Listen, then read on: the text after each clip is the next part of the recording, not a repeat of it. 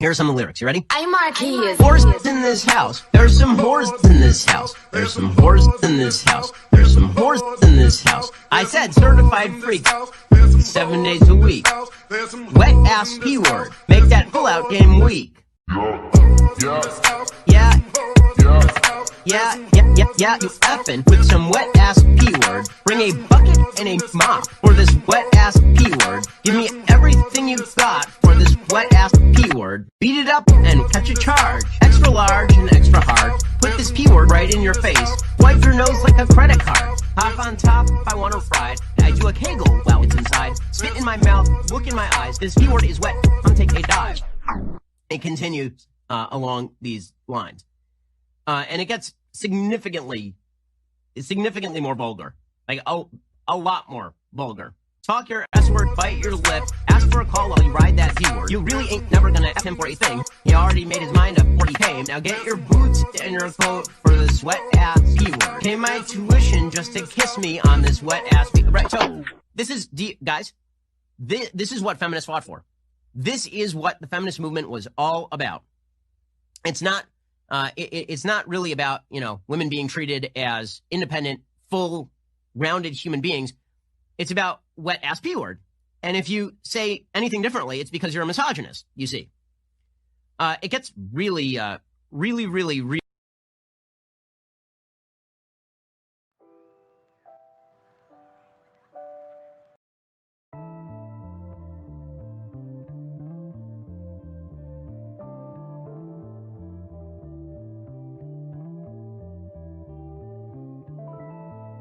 Ladies, gentlemen, and friends beyond the binary, welcome to Step Back Tonight.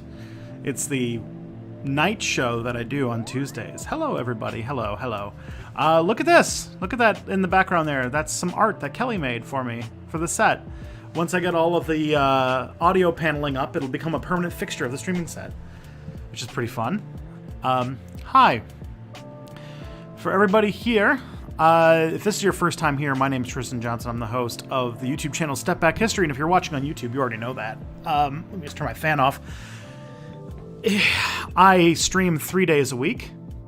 The streams you can see, the streams that you know of.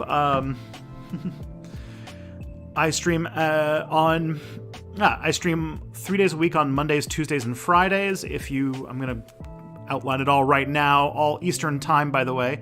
On Mondays at noon, I do the Monday Discourse, which is a show I do with Mia Mulder where we talk about stuff that's been going on the internet in the last week, typically focusing on questions from the audience, but also weird shit that's been going on Twitter. And then you've got the Tuesday night show, which is what you're watching right now, Step Back Tonight, where we chill out, talk with the audience, have a relaxing evening. And then the last hour, we play some games, some Jackbox games, which are really fun, and everybody can participate with no purchase necessary. Then on Fridays from 2 to 5, I have the Reactor, which is a show where I react to content submitted by you guys through Twitter and through the Step Back Discord server. And that goes from 2 to 5 on Fridays. So all that. Yo, tomorrow is my 18th birthday. Can I get a happy birthday in the chat also? Hi. Hello. Yeah, happy birthday, Daniel. Cheers. I go by he, him pronouns, and my work can be found at stepbackhistory.com. If you're on Twitch and you have Amazon Prime because you wanted to watch The Expanse, I would love it if you can use the fact that you have a free Twitch Prime subscription that you can use every month to support a independent Twitch creator. It can be anybody, but if you do choose Step Back History, just know that you are helping me out immensely by, doing stuff like paying rent and feeding the cats and all that kind of stuff. And everyone loves feeding cats, right? My latest video, which came out a few weeks ago now. Hey, Lyrium Crow just subscribed. Thank you so much. Much appreciated. Cheers. My latest video is on the history of Puerto Rico. It's a good one. I'm very happy with it. Hope you enjoy the video if you ever get a chance to check it out. And I'm currently working on a video coming out at the end of the month on the assassination of William McKinley. It's very fun. Today, I did not work on that video, though, because today was focused on... what was I focused on? I was writing. I was working on... I'm taking my return to the Cold War. Because they had a big backlog of Cold War scripts. And so they wanted me to switch over to write some Kings and Generals stuff. And I just now... I finished the whole series. I finished a whole series for Kings and Generals, and now I've come back to the Cold War, and I just finished a Cold War script today, so good stuff. That's about pretty much everything from my opening spiel. Only took 4 minutes, which is pretty nice for me. So what's going on in the chat? Everybody's having a good time? Everyone's relaxing? Hey, Dropsy Jones, thank you for following. Perfect timing. Was listening to Behind the Bastards. New episode was too hard to get through in one sitting. Yeah, there's some pretty rough episodes. Everyone got mad because I played the Wet Ass P-Word remix of the Ben Shapiro thing, which is great. I love it. Let's see. Let's take a look at some of the chat questions. Remember I was talking alt history timelines when the Chinese Empire industrialized to become world power. Another aspect of this timeline is the Chinese conquer Siberia. Why didn't they ever do that? Because there's not that much in Siberia that's worth taking. Like, the reason why why Russia took so much of it is because it's extremely sparsely populated and pretty hard terrain to live on in general. The place gets very hot in the summer and very cold in the winter, and the people there are not exactly amenable to being ruled over. And so... And also the fact that, like, China's not, like... China... Like, there's, like, this... Like, okay.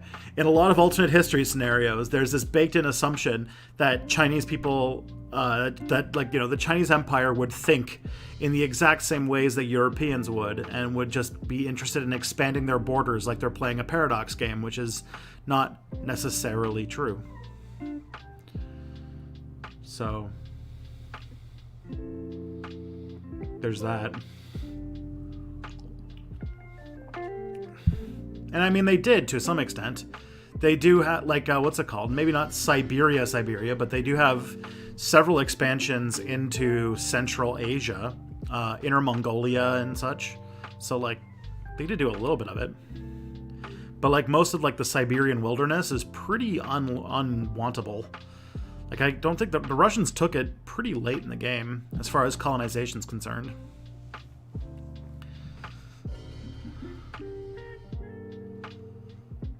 All right. Why did you make me listen to Ben Shapiro? I thought it was very funny.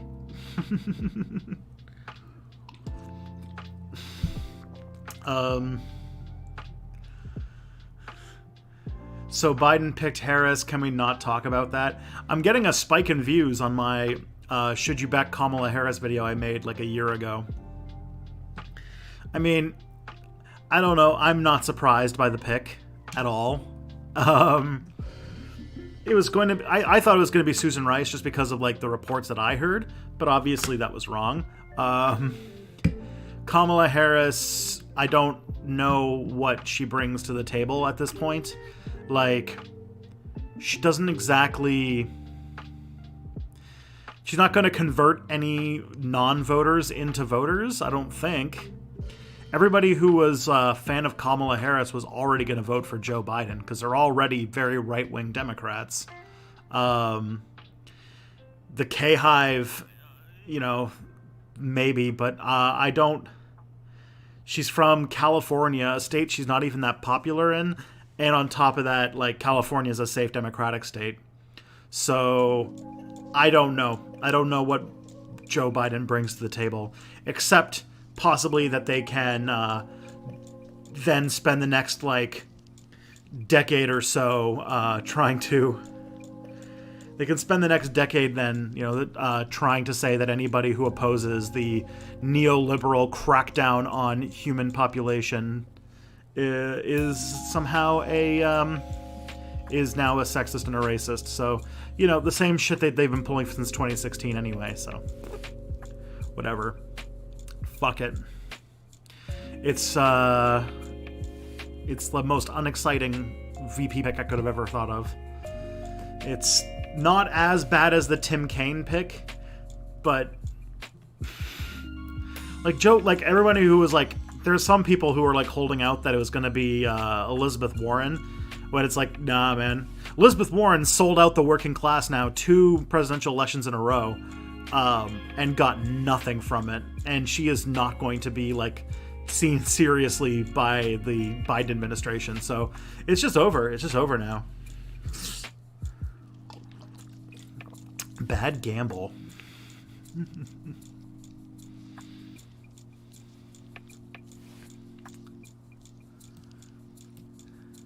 Let's see. So Daniel, there's some happy birthdays in the YouTube chat you didn't see.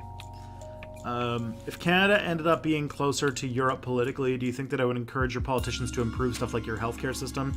You'd be comparing yourself to European social democracies rather than the U.S. I don't know. I don't know if just because we became closer to Europe economically, that we would be seen as... Because the thing is that the real reason why Canada does the like downward comparison between Canada and the United States is because Canada... If you take like any like Canadian cultural studies class or Canadian literature class or anything like that, what you learn very quickly is that Canada basically does not have a culture to speak of. Not really. And so what that means is that the only thing that really Canadians define themselves through, and it has to do with the history of the country, with like the War of 1812, and sort of the reasons why these different cultures that have, you know, not that, like, besides being former British colonies, don't have a ton in common with each other, banded together to make what is the shell corporation that is known as Canada. And it all has to do with first of all, it has to do with resources. It has to do with economic stuff. Like, Canada was made so that the companies like the Hudson Bay Company would still have access to tons of raw resources, because that's basically all Canada exists to do, is to extract natural resources. But also as sort of a attempt at collective defense against the United States. Hence, like, that's why, like, we really rapidly settled Saskatchewan and like Alberta and Manitoba in like the 1900s, was because we thought that if we didn't take it, the Americans would, because the American frontier had closed. So like, so much of Canadian identity is focused around antagonism or not being American or distinguishing oneself from American. So I really highly doubt that even if we join the European Union and we're on the euro and everything like that, that we would not still compare ourselves to the United States, unless the United States just ceased to exist. And in that case, I don't even know what Canadian culture would turn into at that point. We sort of need America to be like the foil that we identify ourselves through. And yeah, we let a lot of our politics and a lot of our civil society turn to shit, because as long as it's not as bad as America, we can still hold ourselves. We can still like pretend that we're superior to them in some way. Hey, Shiny Diver, thank you for following. Welcome to the Orc Gang. I did a TikTok where I said Canada wasn't real, and some Canadian nationalist cosplayer who cosplays in like World War II era uniforms for the Canadian military got mad at me, and so now I want to make a whole bunch of TikToks about why the Canada is just not a real country. It's a fake country. It's an unfact. It is a joke. It is a scam. Canada is a scam country.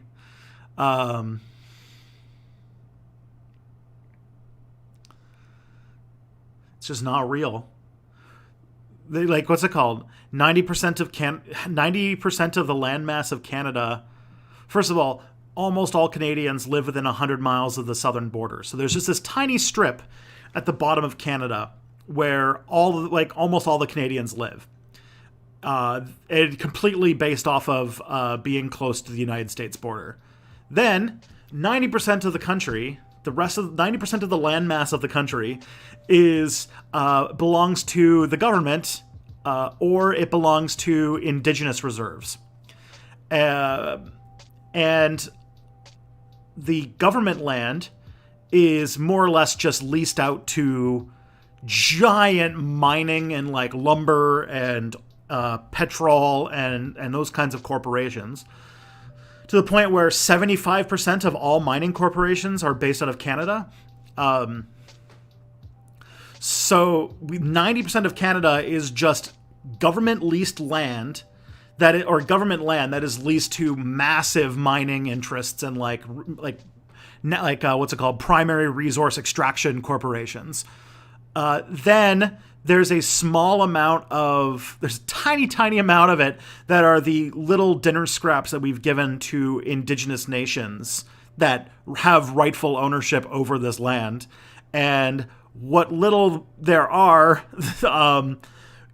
when the government feels like profits can be made, they very often violate that territory too. So, yeah, like, by sheer numbers, Canada, and also like Canada's the second largest country on Earth and has a population about the size of Iraq. Like, it's not a country. There's nothing here. It's just pretending. It just has a little facade of a country so that they can just use a huge amount of territory to mine like different natural resources. So yeah, that's like the weird thing about Canada, is that it's a fake country. All right, I'm talking in circles, which it's another thing. I've been watching Beau the Fifth Column videos, and his stuff's pretty good. Sometimes he talks in circles, like I'm doing right now, because I don't think his videos are scripted or planned out, and they're all done in one take. So, that's another thing I want to do for streams. Okay.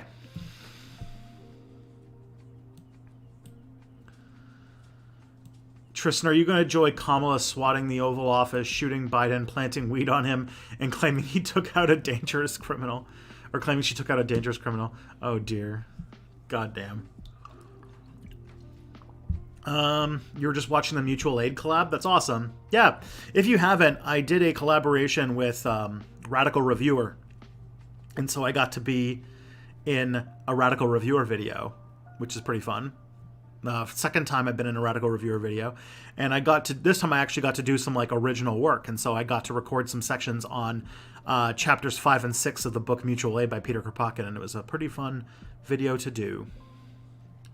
Helped me learn how to set up my whole set, because like I've actually also this weekend been doing some work. So if you can see, now I have a green screen set up in my office, and I have my first thing of audio paneling up on the walls, which is pretty sweet. Converting this office into a studio is pretty fun.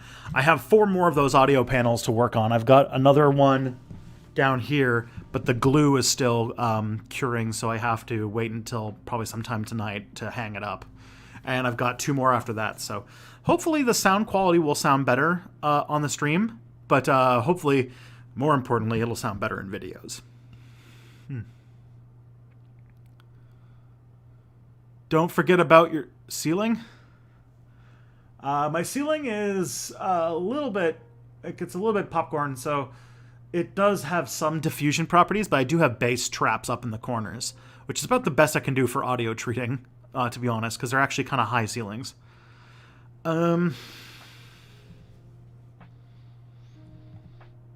All right. What is a peasant? Sometimes people making history content about Greece or Rome will refer to poor farmers in these societies as peasants, but I'm not sure if that's really accurate since they were both pre-feudal, or at least Rome was until the late Empire.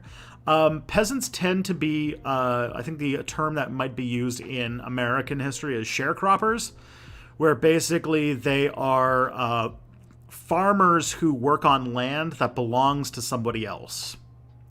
So a peasant is somebody who works land that belongs to a landlord that they pay back in either money or usually in crops. That's like the definition of a peasant. But sometimes, in some cases, it's used to refer to subsistence farmers, which is a term for people who basically work on farms just to feed themselves. Like, there are people who work on farms and they basically grow just enough for them to eat, and that's basically how they live. But the more accurate term is somebody who works on land that somebody else owns that is paid in, like, output from the farming thing.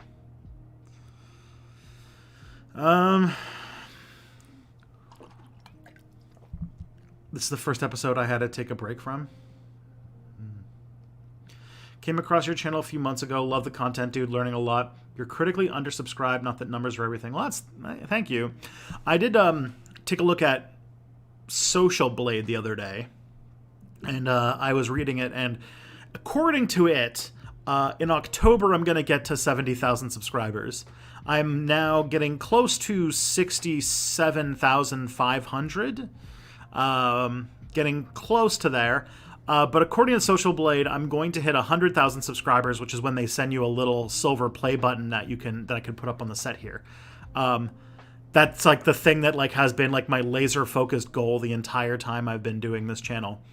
According to Social Blade, I'm going to hit it around mid-August of 2021. So that'd be pretty cool. I would be happy about that. I don't know if that's accurate because I really only get like maybe 20,000 subscribers a year. Maybe. Fairly often I only usually get about actually 20,000 subscribers a year has never happened. That's very optimistic. I make about 1,000 subscribers a month at this point, and so according to that, it would still take me like let me do some math here.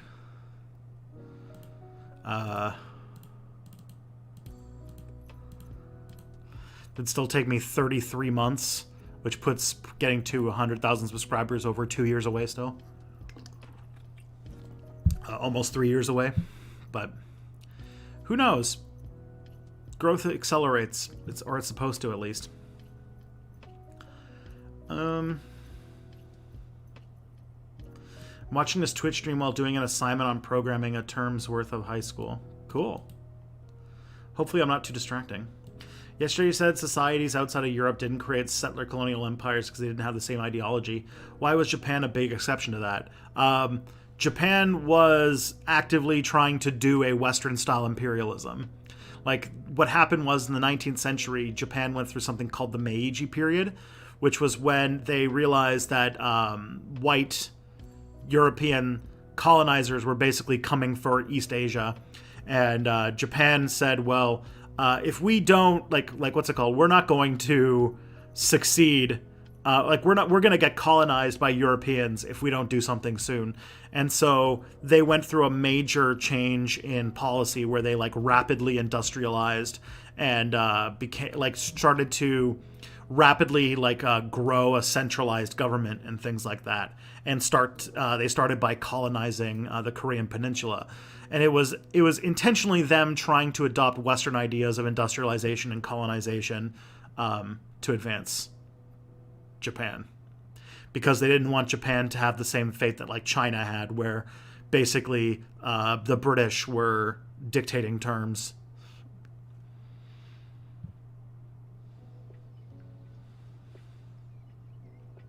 Have you read Richard White's book, The Middle Ground, Indians, Empires, and Republics in the Great Lake Regions? No, I have not. Russia only took Siberia so they couldn't get invaded from the east again, like with the Mongols. Yeah, that inspired a lot. Would you consider Russia to be one of the last European empires? Would make sense. I mean, like, lots of countries still have colonies. Britain still has colonies. Like, there's still, like, you know, the Falkland Islands and Tristan da Cunha, and there's still, and, like, you know, France still has, like, French Guiana, and, you know, the Netherlands still has San Martin, and, like, so, like, Russia's not alone, but Russia does basically rule over tons and tons of, like, different ethnic groups and nationalities within their like gigantic empire. So it's not like the worst thing in the world to say that Russia is like the last European empire, but it would be just a tad reductionist. You think she's going to win in 2024? That's cute. Yeah, I don't know. I have this, like I said, I had this dark premonition one day about about Donald Trump losing this year and doing a Grover Cleveland and getting elected in 2024.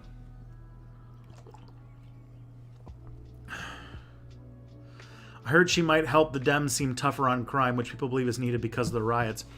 I would say that a lot more Democrats are sympathetic to the idea of like defunding the police and stuff, and that maybe seeming tough on crime is a bad thing for Democratic voters right now, because Democratic voters would more want somebody who's pro-police reform. So choosing a cop as your VP, maybe not a good choice, especially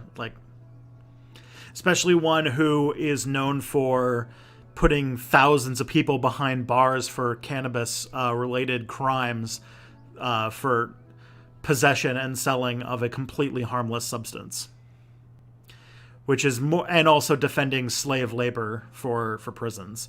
Because keep in mind, the criminalization of cannabis is only existent to maintain a industry of slavery, of legal slavery, which is that putting primarily people of color in prison so that they can do slave labor for private corporations. That is the only thing that cannabis remaining criminal is for. And Kamala Harris has gone to court to defend the use of slave labor.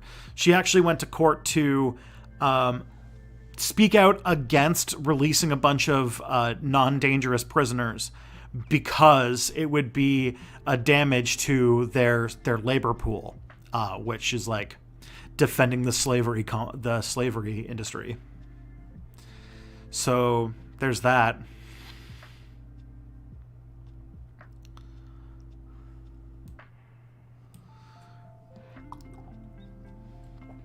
Suppose the UK went fascist in the 1930s. What would that have meant for India? I don't know. Probably like, I don't know. It depends about how World War II turns out, but I imagine that it would be that they would put way more effort into not allow. I imagine you wouldn't have like, what's it called? What was his name? Lord Mountbatten. Trying to like make India free. Like they're probably like, what's it called? I imagine that they would not have stuck around while like the Indian nationalist movement was doing anything. They would have cracked down much harder on that, even harder than they already did. But it kind of shows that the British probably wouldn't have had that much of a different policy towards their colonies, which says more about Britain of our timeline than, mythical fascist Britain.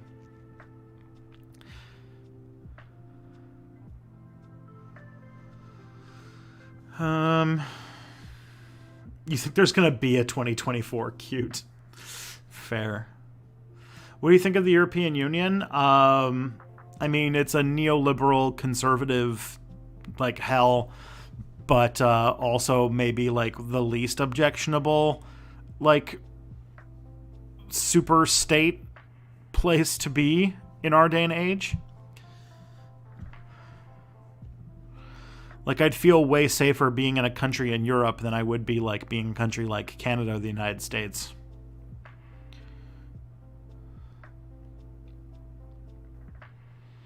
I'd love to learn about the War of 1812 from a Canadian point of view. Luke Lee, you should check out my video on the War of 1812 and Canadian nationalism. You'd probably like it. I did. That's exactly what that video is about. So, please, Luke Lee, go watch my War of 1812 video.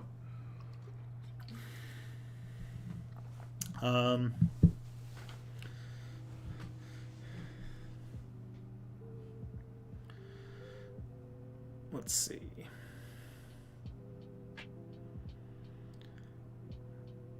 Wexit would happen for reals. Why is Cans UK even on the table? Isn't it just Commonwealth colonialism part 2? Yeah, it's... From what I know about the, like... Because, like, I had some guy reach out to me in an email, like, a few years ago that was trying to get me to make a video on Cans UK shit. What this is, for anybody who's curious, it's this idea that the British white majority settler colonies should, instead of doing a European Union, Britain should try to create a sort of like international kind of thing like a European Union, but it's made with all of the majority white countries in the former British Commonwealth. So what this would be is sort of a union of the UK with Canada, New Zealand, and Australia. Which, first of all, like, is silly. Second of all, is like definitely a white supremacist a statement. It's this idea that like, and majority reason, like the people who are pushing it the most are British people, because it was a way for people to have their like British chauvinism of leaving Europe, which was possibly the dumbest decision that Britain has made in centuries. And then try to recoup that by just taking former settler colonies and kind of reintegrating them into a colonial system. And it's like, yeah, no thanks. I don't really want Canada to go back to being on British money and having a like common like freedom movement thing. Like, yeah, no thanks. That's cool. I'm good with that. I'd rather join the European Union. Yeah, it's so weird. When did the hippie movement start? The other day I was watching a time travel / superhero show on Netflix. A time travel / superhero show on Netflix? Whatever could you be talking about? Some sort of academy about umbrellas? Where they go back to the 1960s and they deal with like... what's it called? They try to stop the end of the world or something? And they showed hippies traveling around 1961. Is that an anachronism? I don't think so. So like the early 60s was when... So like the 60s counterculture was a thing through a good chunk of the 1960s. It was basically as soon as baby boomers started getting to university age, because they didn't really have to have jobs between school years.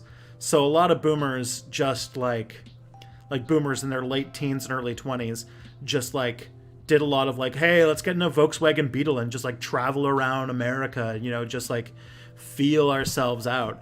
And if anything, in the early 60s, what you have is more of like the straight up hippie movement. Like you have more people just like just chilling and vibing in the early 60s.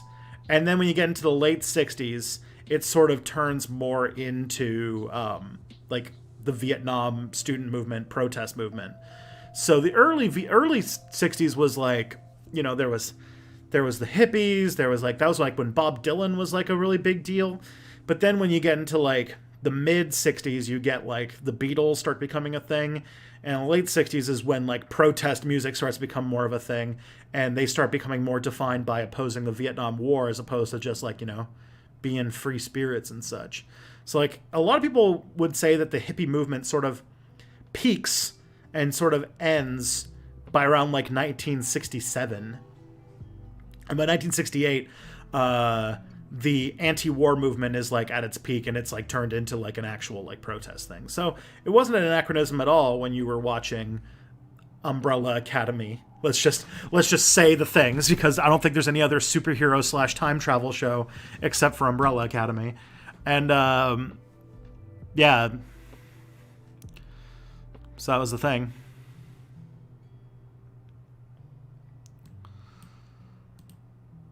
I'm reminded of an acquaintance who war games and sees people who cosplay as soldiers when they do. I've seen images of dudes in full Nazi regalia alongside their little soldier toys. Yeah, this teenager I was talking about, is like what's it called? He plays, or he like dresses up as a Canadian infantry in World War II, and it's like, that's cute. Whatever. I'm not gonna yuck anybody's yum. That's a fine hobby, but I just checked out his TikTok and he was like defending the bombing of Hiroshima and Nagasaki and like insisting against all evidence that Canada is a real country and not fake. Which as a Canadian, I am fully aware that Canada is not a real country and we should stop pretending it is. Galaxy Braid, no countries are real. Yeah, I mean, you have to start with that all countries are social constructs. You know, there are things that they don't exist in nature. We make them. But also, even compared to countries, even all countries being fake, Canada is like especially fake. Like, Canada is even more fake than most countries, which are already fake. If Canada isn't real, why do Austin Powers movies exist? Because there are people who live in Canada. It's just that Canada's like not a country.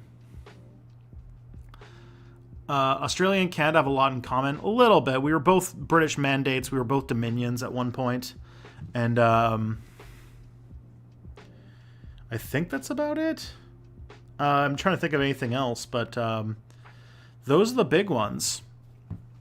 I would say that if there is like a country that is like as close to being a sibling of Canada, it would probably be Australia and New Zealand. Do you think LBJ would have lost if he had run in 1968? Yeah, he was very unpopular by 1968. His own party had basically turned on him. Most likely, LBJ, if he had run in 1968, would have lost the primaries. And he might have lost to like a left-wing anti-war candidate, which would have looked really bad for the Democratic Party.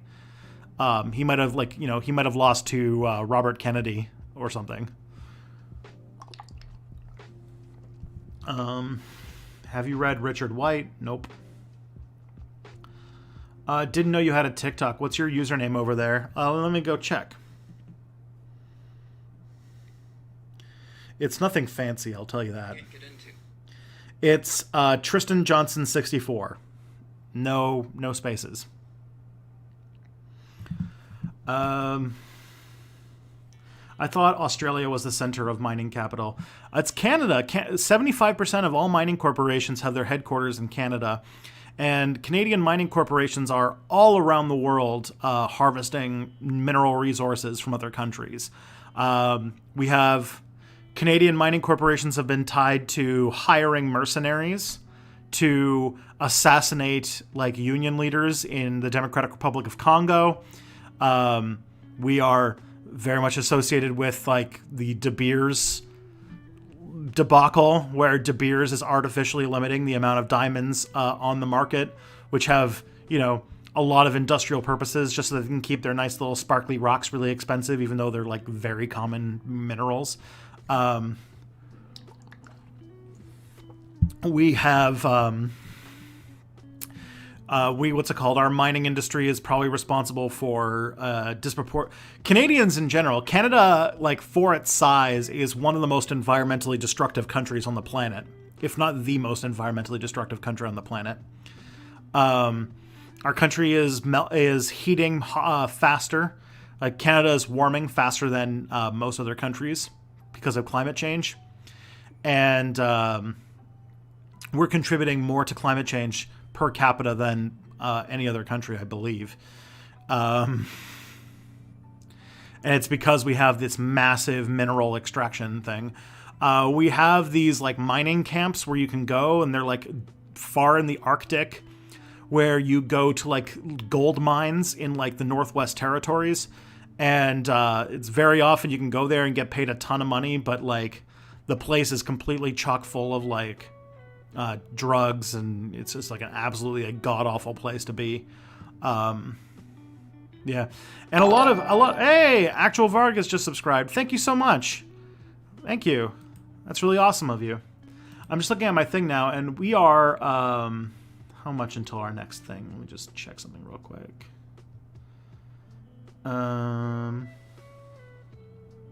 Cheers from Mexico. Gracias. Gracias. Sorry, I learned Spanish from Spaniards, so I have the lisp. So my wife, who learned Spanish from Mexicans, makes fun of me because I'll say things like gracia instead of like gracias.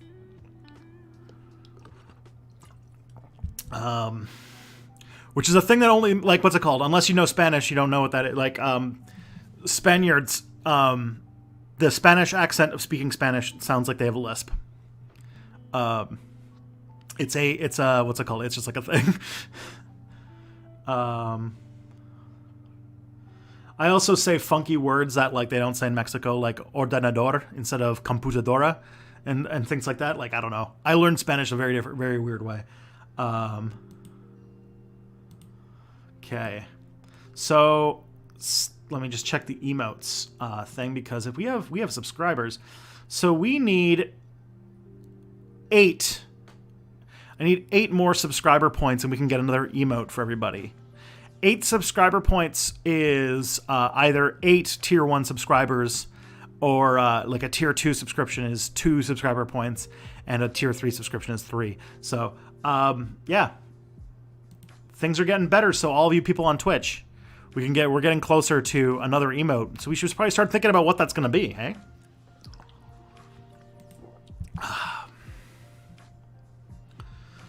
All right. Is there a form of socialist Islam, like something akin to social gospel in Christianity? I don't know for sure, but there were several Muslim-majority countries that were in the Soviet Union, like Azerbaijan, Uzbekistan, Kazakhstan, Tajikistan, Kyrgyzstan. Those were all parts of the Soviet Union, and they were all Muslim-majority countries. So there are, by nature, a ton of Muslim socialists out there. I don't know if there's like a specific kind of like liberation theology-esque version of Muslim socialism, but there are plenty of Muslim communists, which to me says pretty cleanly that Islam and leftist ideas are not at odds with each other, or at least they're not necessarily at odds with each other.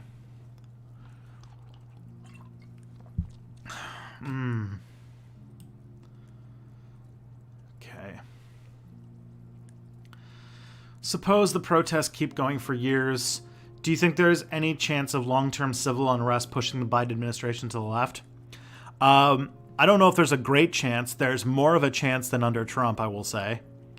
That's not like the highest hope, but it is like, if we have to try to convince a president to do something for the American people, I have more faith that Joe Biden might be able to be gotten to do something than Donald Trump.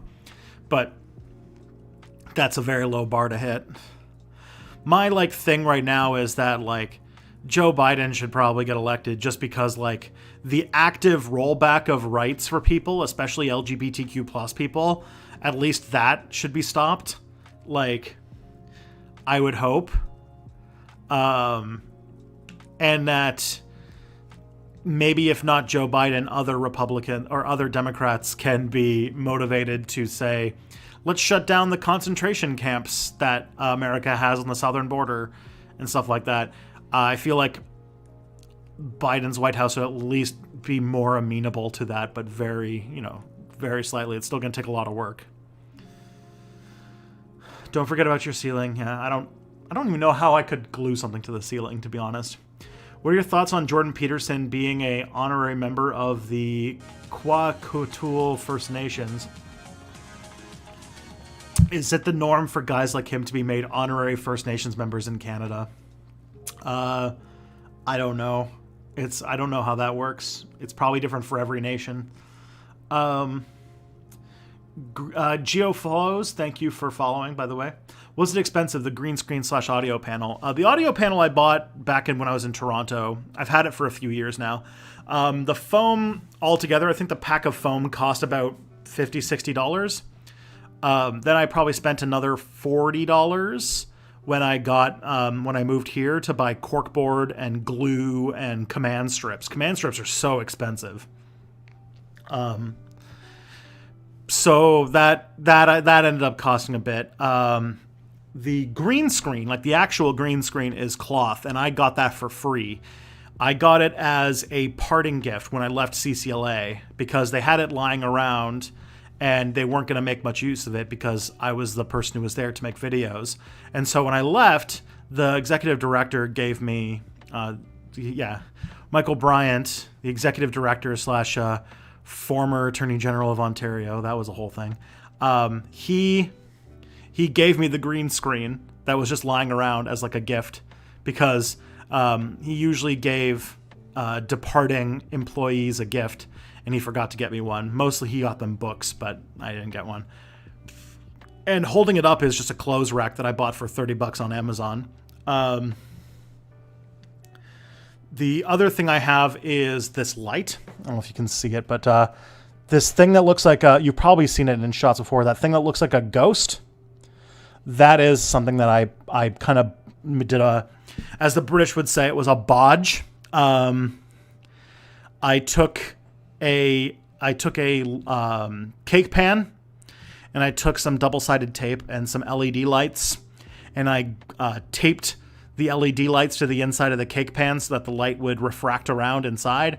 And then I put a clamp on it, and then I put that cloth is like a softbox material, and I put that over top, and it seems to work.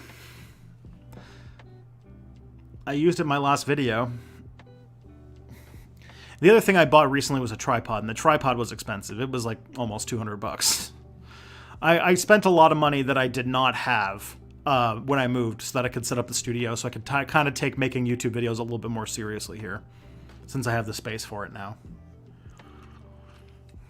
Because until I got that tripod, I was using one that I had bought in 2017 that cost $18 and could only go about 2 feet high. So I really couldn't film anywhere that wasn't on my desk or like on a table. So when I got the new thing, I was like, oh, I can go and like film outside, or I can like film standing up or something like that.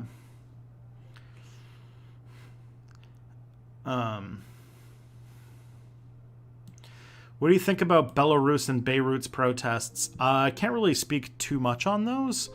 I don't know the details. I haven't been following them that closely. From the people who I do know who have talked about it, that Belarus is basically having a moment that is sort of like the protest that happened in Ukraine, and I hope that the dictator of Belarus is no longer tyrannizing his people, and that Belarus can have democracy for once. That would be really nice. And I hope that Putin doesn't take this as an opportunity to just like invade Belarus, because I imagine that would not be good.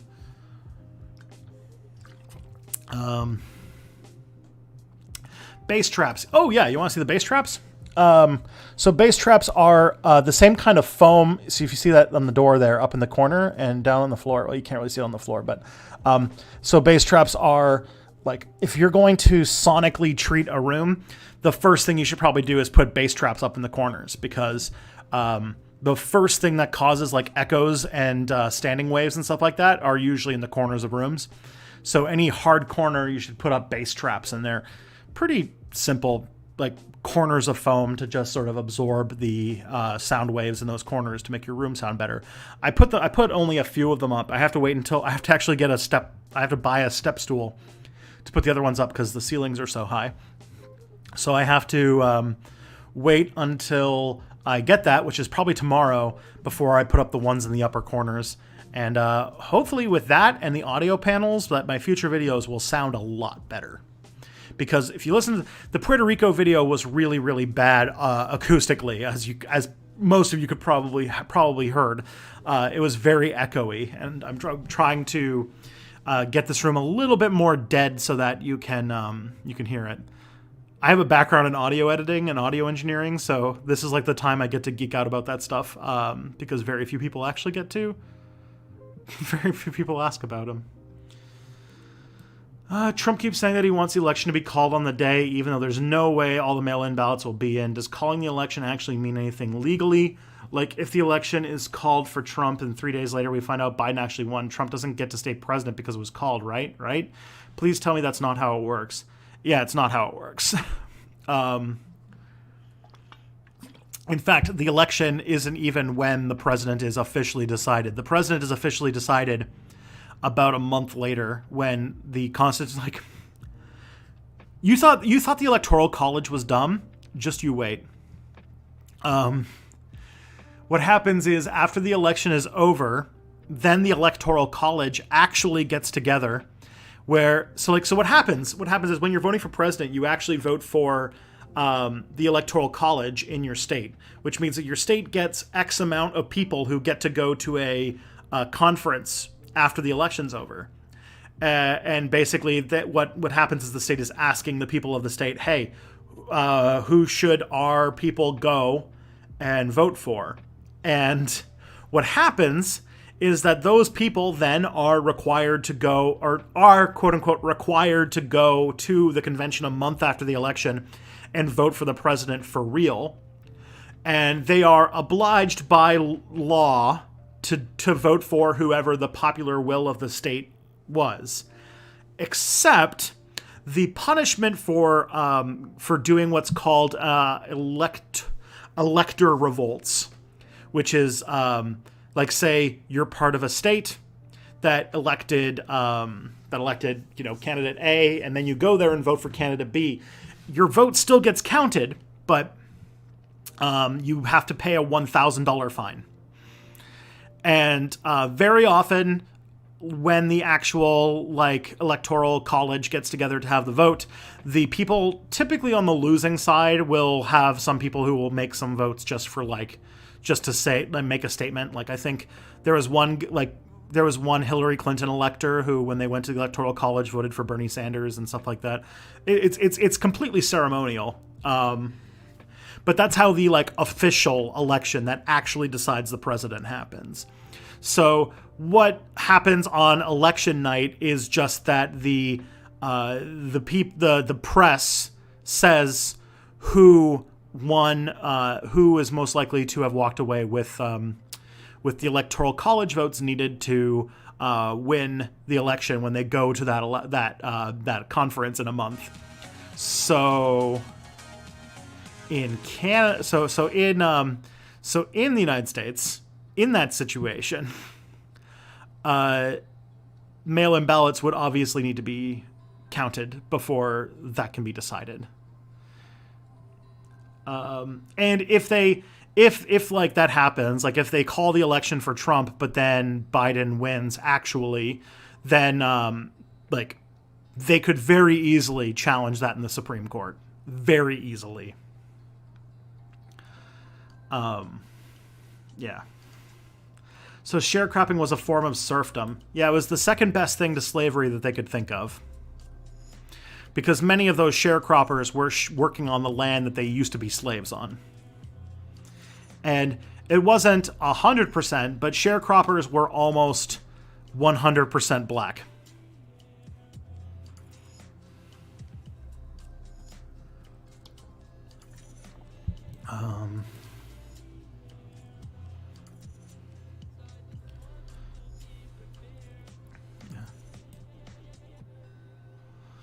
So I've heard historians refer to Celtic Britons living under Roman rule as peasants, even though they technically own their own land. Were they just obliged to pay tribute? Strictly speaking, would that be inaccurate? I mean, I don't think there's a formal definition of peasants, but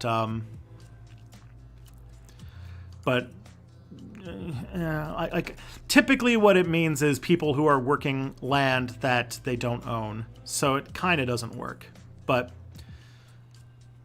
the obviously peasant has gone through a lot of different definitions, and appealing to the dictionary is hardly a way to work out anything. And usually when you're talking about peasants, you're sort of alluding to a state of involuntary dominion that's like a thing. So there's a connotation to it. So it's got a much more loose definition, obviously. When you get the green play button at 420,000 subscribers, that'd be nice.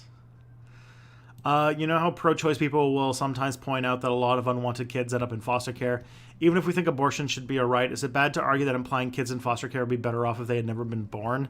This is sort of the Stephen Levitt argument. So the Freakonomics guy first became a famous economist because he said that the reason why crime went down in the 80s was because abortion became legal, and that meant that all of the kids who would have grown up to become criminals were instead not born.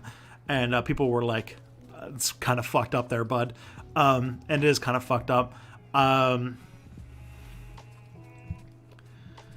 Yeah, I mean, I don't think that pro-choice argument is the way that I would go.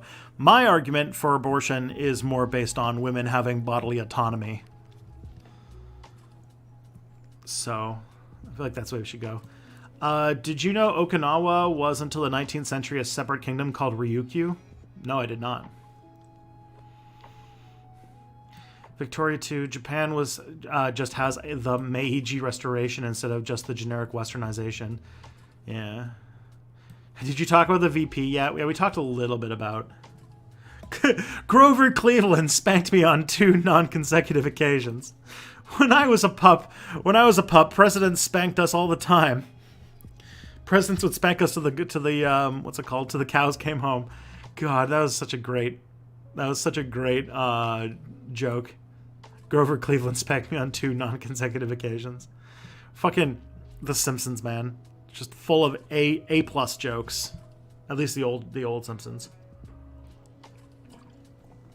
How likely do you think it is that Trump will be in a country club white-collar jail this time in 2024? I don't know. I have this sneaking suspicion that Biden will be like, we need to move forward past the Trump administration and just pardon him of any crimes that come up. But I've heard there's some shit going down in New York where he might be being accused of actual crimes, not just stuff he did while president, but crimes. And we'll see where that goes.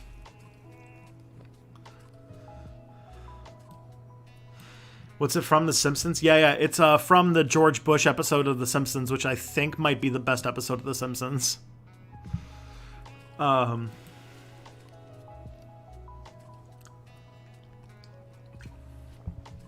One of the most powerful members of the Australian Liberal Party Conservatives is a former police officer and an actual fascist, plus he kind of looks like a potato.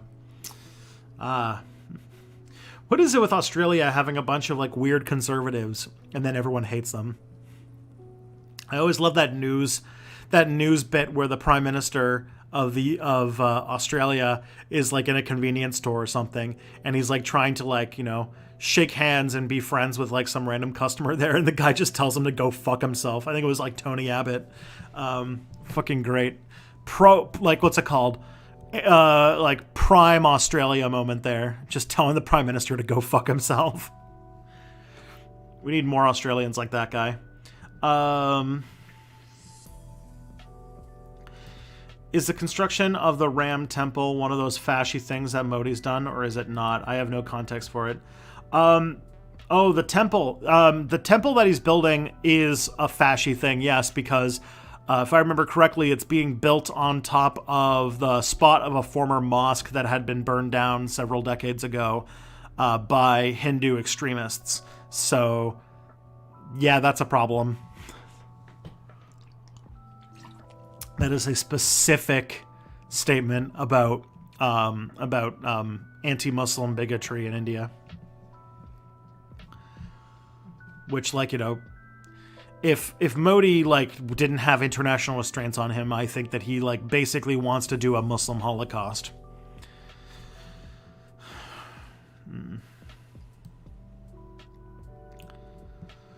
What's that thing Fanon said about fascism? It's just the West colonizing itself. Yeah, it's a pretty good statement. Endo-colonization.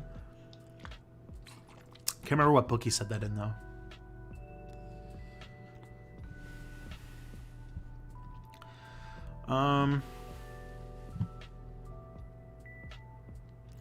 Canada didn't win the War of 1812. It didn't even exist. Exactly.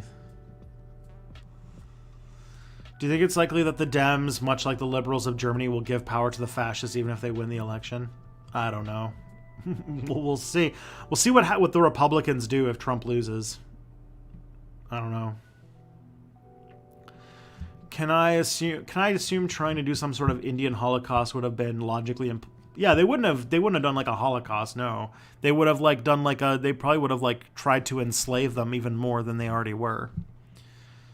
Back when she was debating Contra, Blair White said she believed that we might come up with an actual effective form of conversion therapy one day. I see no reason to think that'll ever be possible, as Contra pointed out. If it actually was, would there be an ethical way to let people with internalized trans and homophobia get some sort of procedure that would totally change the way their brains work? I would hope that would not be allowed. That's sort of like the skin whitening cream thing. Like, oh god, like I don't. It's uncomfortable. Like that's even a thing that we're proposing. I would not want something like that to be legal. That's for sure. Is this actually his first stream that's also on YouTube, or isn't this a new thing? I've been doing it for about a month now. Is it fucked that the US is going into a depression? Makes me feel better about the fact the UK is going to be shit after Brexit. Like, we're going to be suffering, but at least we won't be suffering alone. I don't know. I should probably stop answering questions with, like, this is how I feel. Am I good? Like, tell me I'm a good person. I don't know if I'm in the position to answer those questions. I don't think I'm the person you should be asking about those.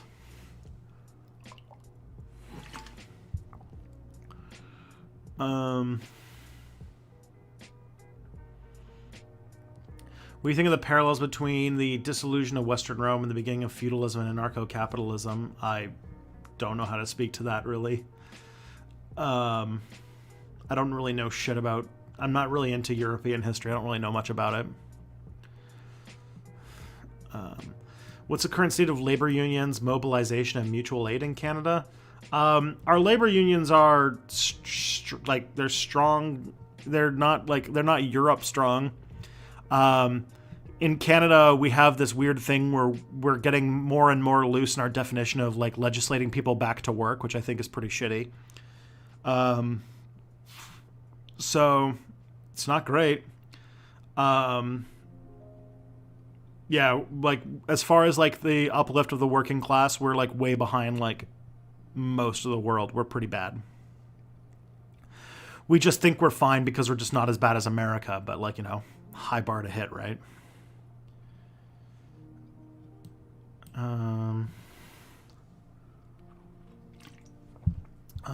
What is the difference between socialism and communism? Communism is supposedly supposed to be like... There's two ways you can answer that question. There's the answer of like what Marx would say is, or what like a Marxist-Leninist would say, is that socialism is sort of the using the state apparatus to transition into communism, and communism is sort of the state of the final state of economics, as Marx would write it, where it's a place where there's no state, there's no that sort of people own their own, like basically the dictatorship of the proletariat, and there's no states, there's no anything. It's just like class solidarity and goodness forever. In like actual like now post Cold War terms, socialists tend to be people who work, like they tend to work within like it depends upon whether like you're a party within a country that has multi-party elections, or like a communist is like someone who's trying to who's like either trying to, or a country that is sort of sticking to like the Soviet model of socialist country.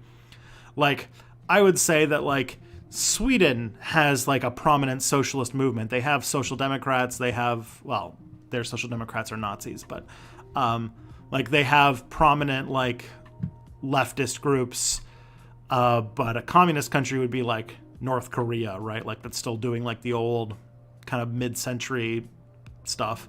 That's like colloquially how it's used today, but these words have changed definition quite a bit. The hippie movement's main failure was its refusal to embrace civil rights. Yeah.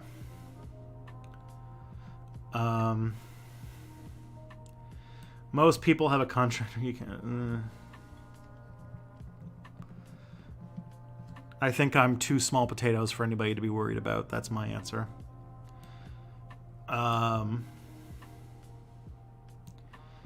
Socialism often defines it. Yeah, somebody already answered that question. The reason why is that I've heard that ANCAPs will remake feudalism, and I want some information as to why. I mean, the idea that like if you talk to like ANCAPs, the main things that they want to do is like let's bring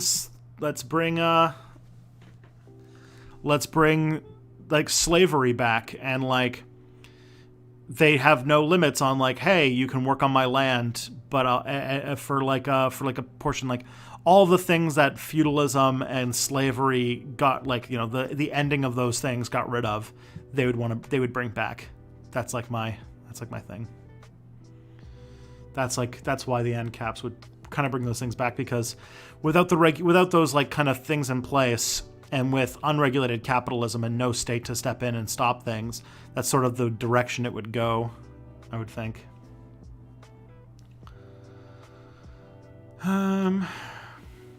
Let's see.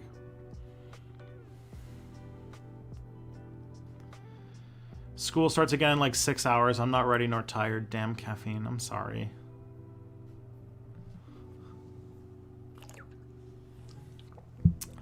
The other day I asked if it's okay to like protest and harass riot cops when they were off duty at home, and you said yes. Does it make it a difference whether or not they have a family with kids? I mean, like, don't do anything bad to children, but cops should be definitely made not welcome for the job that they do until they stop doing that said job.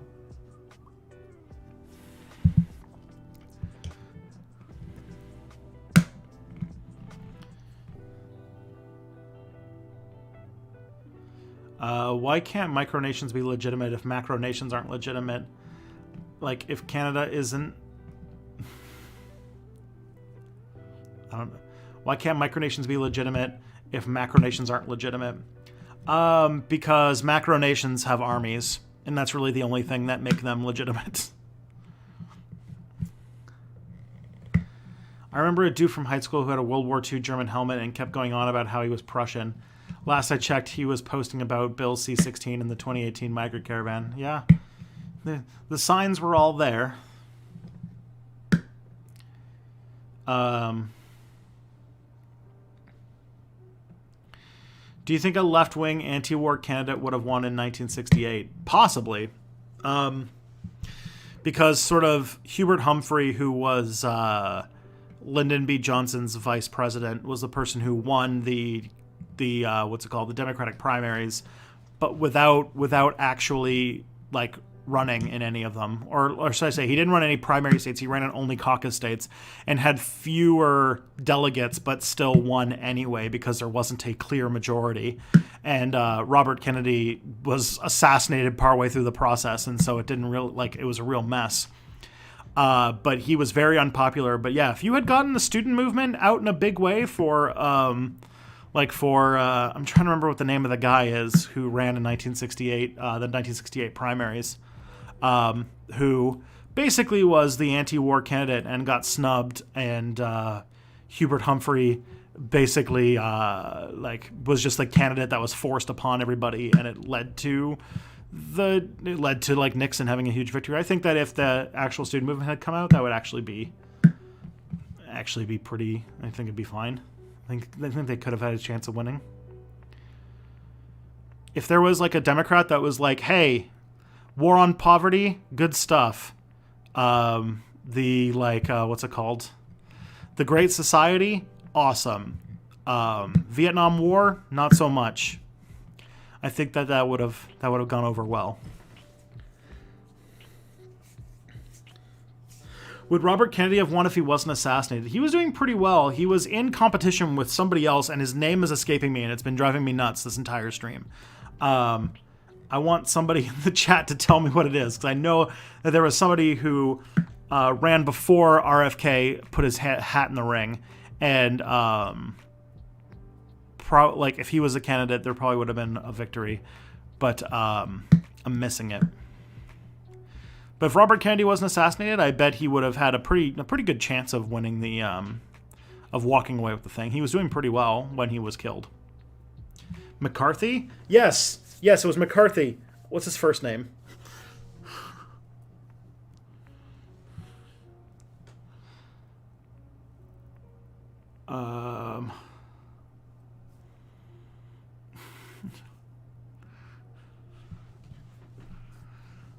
Yeah. Okay, let's see. There have been examples of large-scale anarchist projects in the CAPAM. I mean, I would say most of human history before the advent of the agricultural revolution was more or less run on anarchist terms. And even after the agricultural revolution, a lot of the state was very small and had very little reach in some places. And so there was a lot of places that still operated under anarchist principles where there wasn't necessarily like strict organization or authoritarian control over everything, and they still managed to take care of themselves just fine. Because the state had a much less of a reach than it did in the past.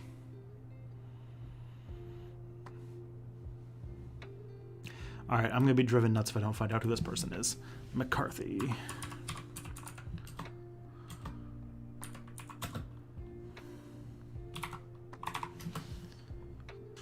Eugene McCarthy. There we go. I had to look it up. I had to know what his name was because it was driving me nuts. I talked about him in my video. Can't remember what that video was about anymore. How the establishment steals primaries. That was the video I did where I talked about it.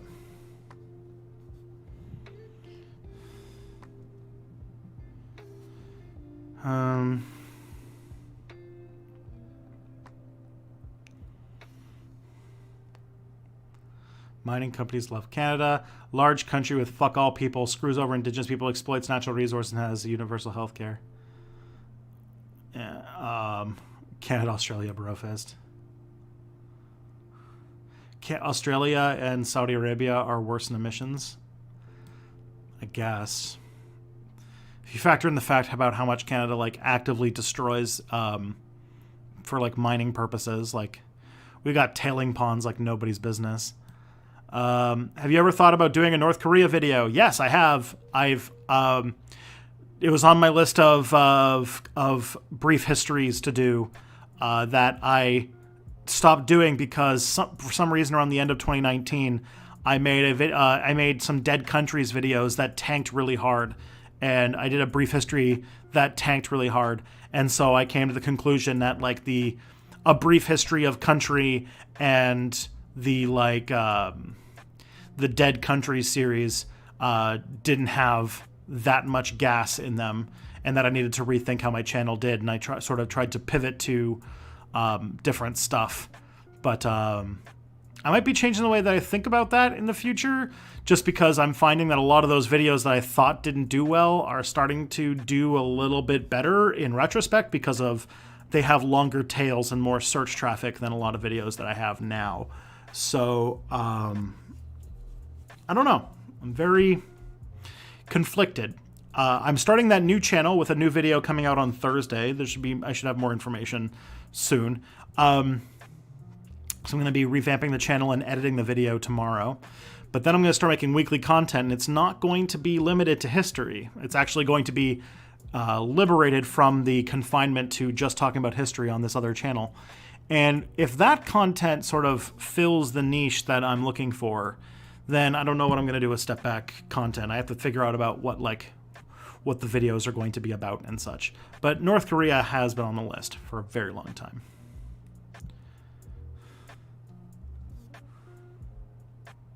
Oh man, we had a climate change denier a long time ago and I didn't even notice.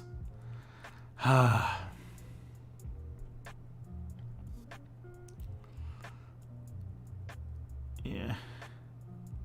I live in Australia, and a lot of Australians are smooth-brained, chlamydia-ridden assholes, and I'm not referring to the koalas. I was about to say, isn't that aren't those koalas? Why did the British colonies have an opportunity to industrialize, and why did the British colonies have an opportunity to industrialize, and how did they achieve a state of good wealth distribution? Not all of them did, just the ones that were what are called settler colonies.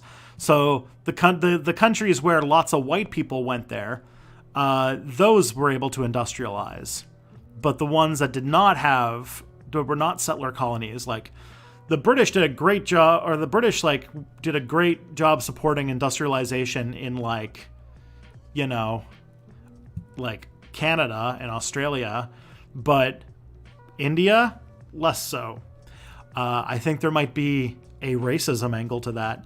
There's a whole thing about the center and the periphery and all sorts of stuff that you can basically point to about that. But there's a difference between settler colonies and regular colonies, where regular colonies are set up primarily to oppress the people who live there and take resources out, and not sending very many people, while settler colonies are about sending lots of people from the country to the other place, and they tend to have more prominent and better relationships, and they tend to be older than a lot of the later colonies.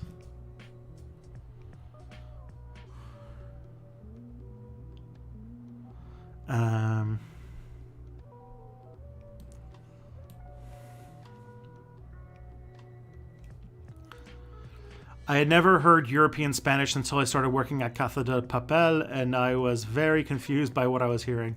Yeah, it's true. I'm learning European Spanish at the moment, and let's just say there's a reason why I talk to Chilean friends in English and other Spanish speakers too, for that matter. Oh, God. El ordenador. Spanish is also use el curro and la chamba. Do you think Canada should cut off all ties to the British monarchy? I mean, that'd be nice. That would be nice, wouldn't it? Yes. Yes, I think we should.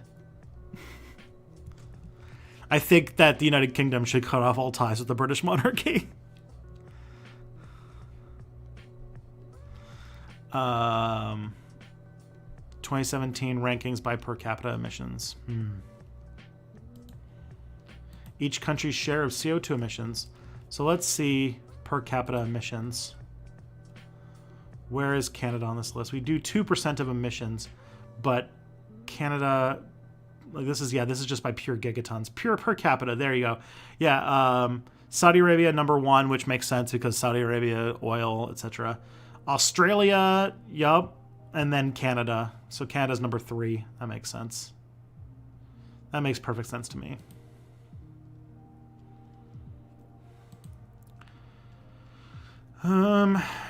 Doesn't soap have a bunch of different meanings? I heard too. I don't know. Since you have a Pitbull meme as your Twitter name, does that mean you're unironic? What are your unironic thoughts on Pitbull? I don't know. He's just he's very memey. Like, Pitbull's high on my list of, if he ever gets Me Too'd and turns out to be like a serial rapist, I would be not surprised even in the slightest. The guy comes off as smarmy as fuck.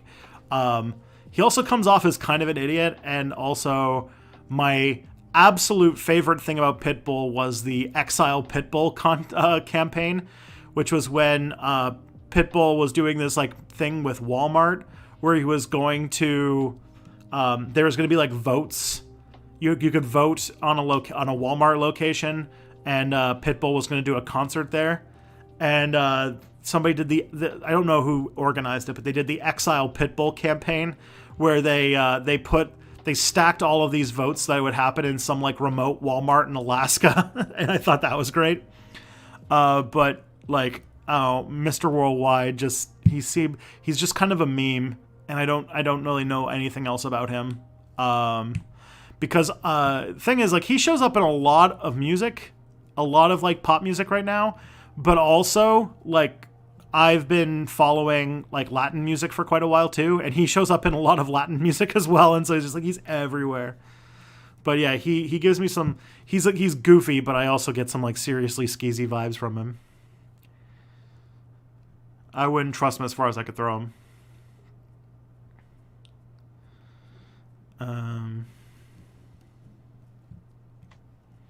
But yeah, my name on Twitter is Tristan Mr. Worldwide Johnson.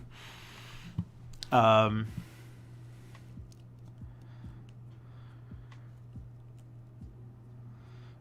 you have high hopes for a living? Oh man, there was a brief moment.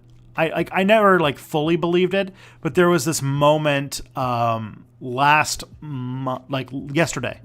This moment yesterday where people were tracking private flights to Delaware to see who might be the VP pick, and one of the ones that came out was South Bend, Indiana, and I was like, oh man, that would be an example of the ultimate betrayal, and also Joe Biden making the absolute worst decision is that if he made Pete Buttigieg his running mate. But I think it just has to do with the fact that people quickly uncovered that a lot of private flights were heading to Delaware, because I think he's putting together a cabinet so that he could have them all together for...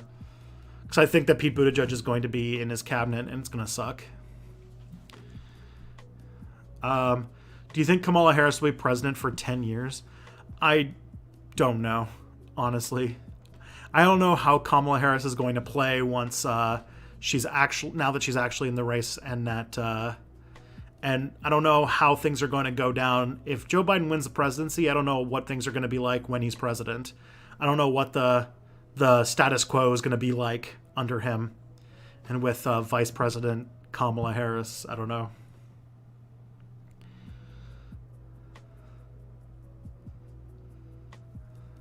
Is that why he was wearing a headdress in that one video? I don't know. Or one photo. I don't know what you're talking about. Generally speaking, I think there's a moral imperative to protest regimes like Saudi Arabia rather than North Korea, because I think there's some... Okay. First of all, someone said no Green Party, and it's like, not really, not to me. That's just my personal take. I'm not going to tell anybody how to vote. I guess don't vote for Trump. That's all I really care about. Voting for Trump says a lot of things about you, and none of them are good. But voting Green, like, I get it. I get it. I really get it. This is not an election where people should vote. I do want to say that, like, voting for Howie Hawkins is basically a waste of a vote. But I don't... Like, I understand the impulse, and I'm not going to fault anybody for it. Because Joe Biden has done literally nothing to encourage the progressive vote. And so I'm not going to blame anybody who just says, fuck it. But, that's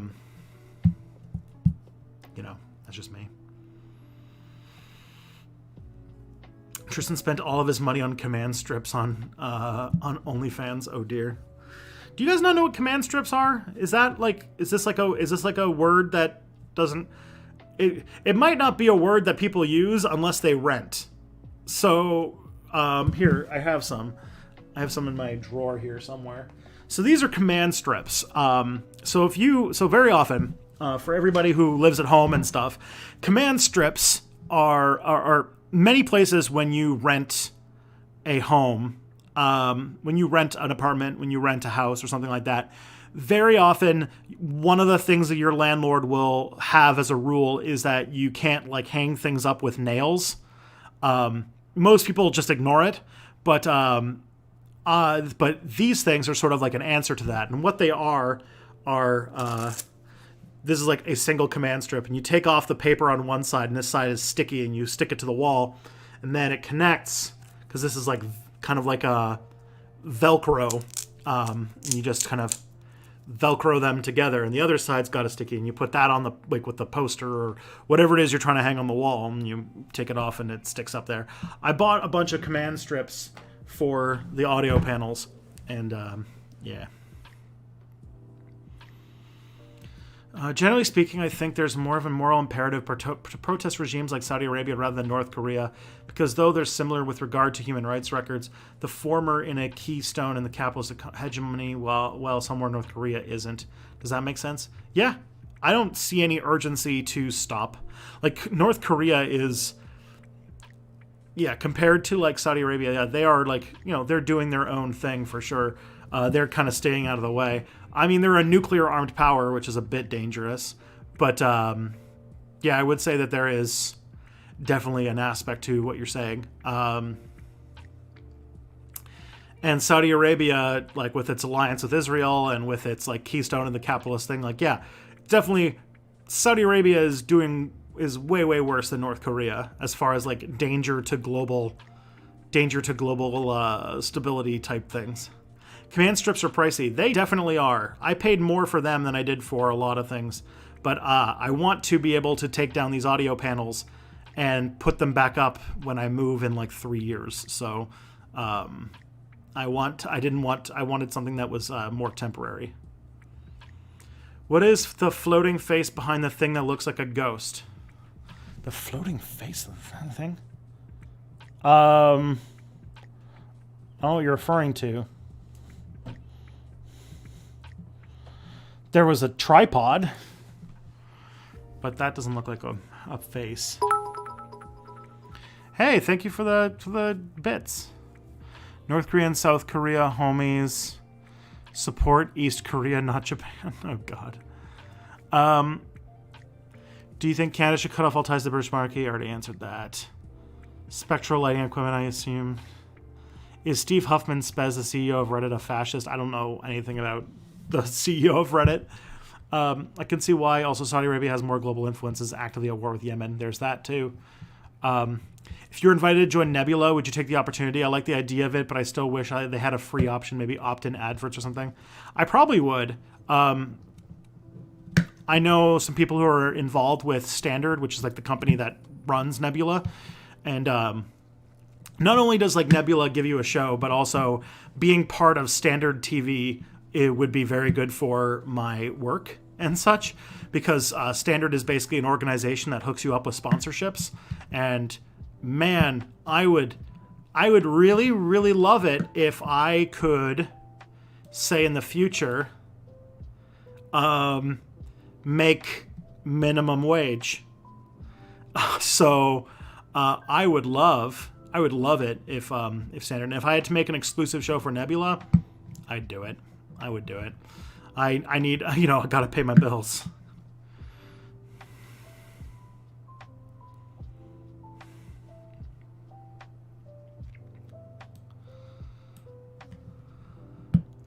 Being a student without an income yet, I don't like how most of the YouTubers I mainly watch keep pulling out extra content over my head behind a paywall.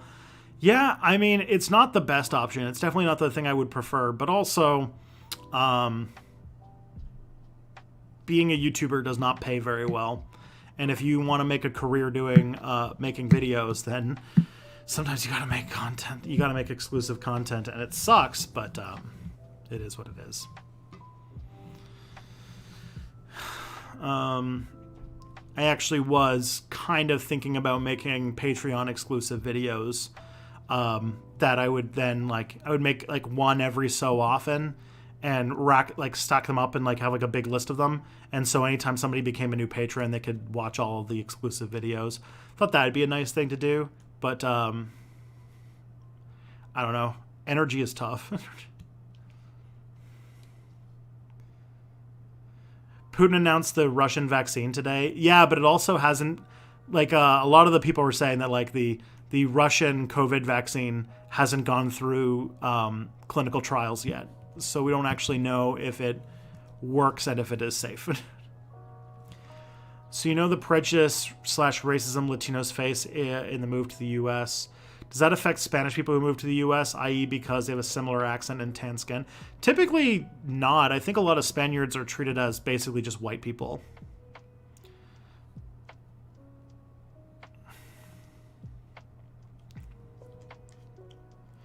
I like to use bass trap in my COD, is that Call of Duty kill compilation videos? I don't know what that means. I'm losing this entire... I'm losing the entire conversation. I'd watch a Tristan video about audio engineering for noobs. I could do that. That's not hard. Does Canada have any similar election trickery-dickery to the United States, voter suppression, etc.? The Harper administration tried. There's some voter suppression, i.e., like you have to have an address, so homeless people basically can't vote. But I would say that as far as access to voting, it's nowhere near as bad as the United States. What we do have is we have serious issues with the fact that we have first past the post elections, just like in America, that basically mean that you can end up in a situation like now where the Liberals have a minority government despite the fact that they got fewer votes than the Conservatives, which is just a sign about how the thing doesn't work.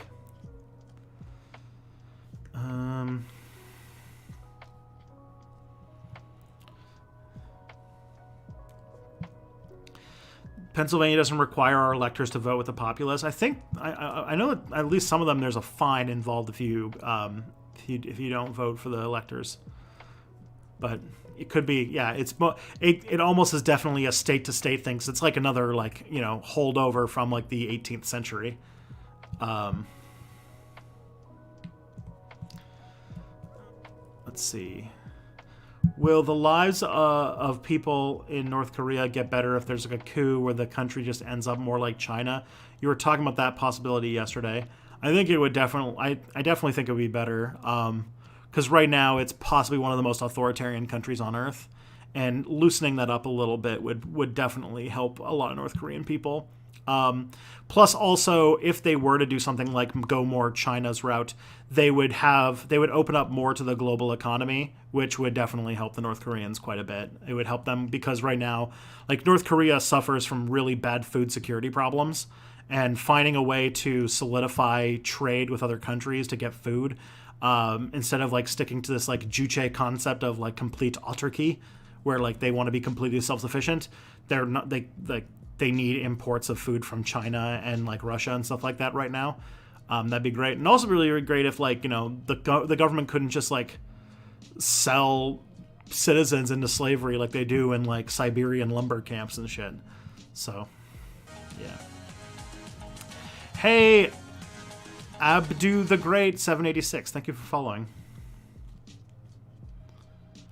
Okay.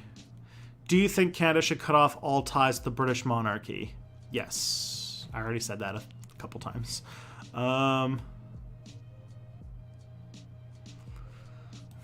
Would you think of doing a sequel to your Satanic Panic and Ancient Aliens videos on cryptozoology? Been reading up on it lately, and there's a lot of colonialist BS going on there. Maybe. It's kind of hard to think about those two things being part of the same series, but it kind of makes sense. I did make those two videos kind of back to back. I don't know. I never thought of those two videos as connected. You're the first person to come up with that. Now I'm interested. I've always been wanting to do the phantom time theory, which is like kind of an obscure conspiracy theory now that some, I can't remember who it was, but somebody made up a bunch of years, and like that the Dark Ages actually never happened. And that it's actually like several hundred years, things are several hundred years, happen several hundred years sooner than we think, and that it's actually like probably like the 1700s or 1400s or something like that. But it like completely ignores like non-European history. But yeah, who knows?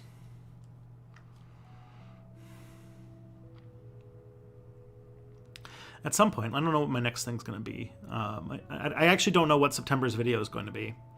I have to kind of think about what's like floating around in the air and kind of go with an idea that way. Do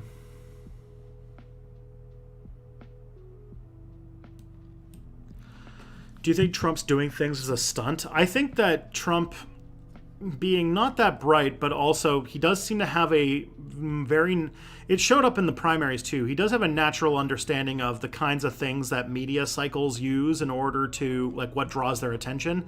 And Donald Trump is very easily able to manipulate journalists, especially like the corporate journalists from like the main networks to get to follow a pointless story. And he does that a lot. He's very good at creating kind of like media moments. And so if you call that a stunt, then yeah, go for it. Phantom Time. I remember a Skeptoid episode about that. Man, I haven't thought about Skeptoid in ages. Ever since Brian Dunning, didn't Brian Dunning, he either paid a fine or he did time for fraud. And like, I haven't thought about Brian Dunning ever since then. In terms of chronology of modern online conspiracy theories regarding pedophilia, did Tom friggin' Hanks get implicated? I don't think so. I haven't heard of anything like that. One of my favorite Simpsons bits is the Ayn Rand University. That's a pretty good one. Do you like nachos? Oh, yeah, it's friggin' Gerald Ford. Let's go to my place and eat nachos and watch football, and then we'll have some beer. How do states like North Korea fit into historical materialism?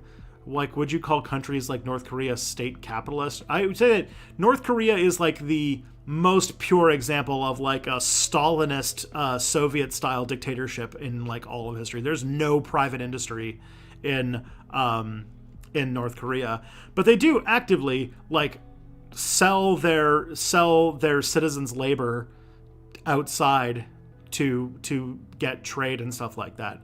So it's not so like from an anarchist perspective, yeah, they are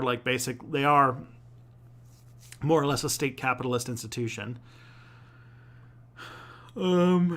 But not like state, because the thing is, it gets kind of mucky because a lot of people refer to the kind of system that China's doing right now as state capitalism. But what North Korea is doing is very distinct from what China's doing, obviously. Does Rupert Murdoch have influence in Canada like he has in Australia and the UK? I don't know. We kind of have our own Rupert Murdoch, who named Conrad Black, I think, who owns a lot of media stuff. But I don't know if we have any News Corp newspapers here in Canada. Why is Modi? Good question. Yeah. There's a long history of antagonism in India between Muslims and Hindus. That's not that, we should be burying the hatchet on it, not advancing that fight at all, but instead, a Hindu nationalist is now in charge of India. Because Islamophobia.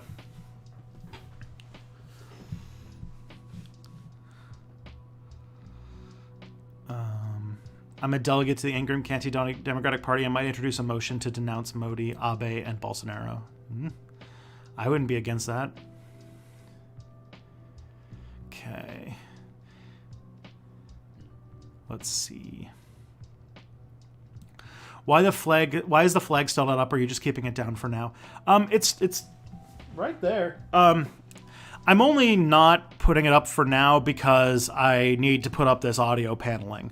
Like, I have to figure out where 4 things that are like 2 by 4 foot, 2 foot by 4 foot panels of audio foam.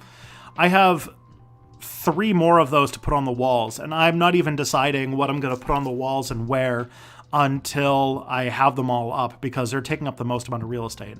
I definitely want to get the anarchist flag up, because not only is it like it's boss, but it's also made of cloth, so it's good for audio diffusion.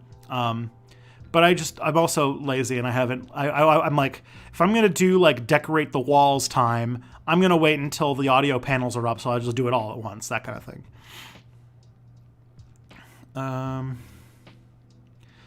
Do you consider Shinzo Abe a fascist? Because I do. I don't know too much about Shinzo Abe and what he's doing. He's definitely a right-wing nationalist, so, he's not far off from that kind of zone.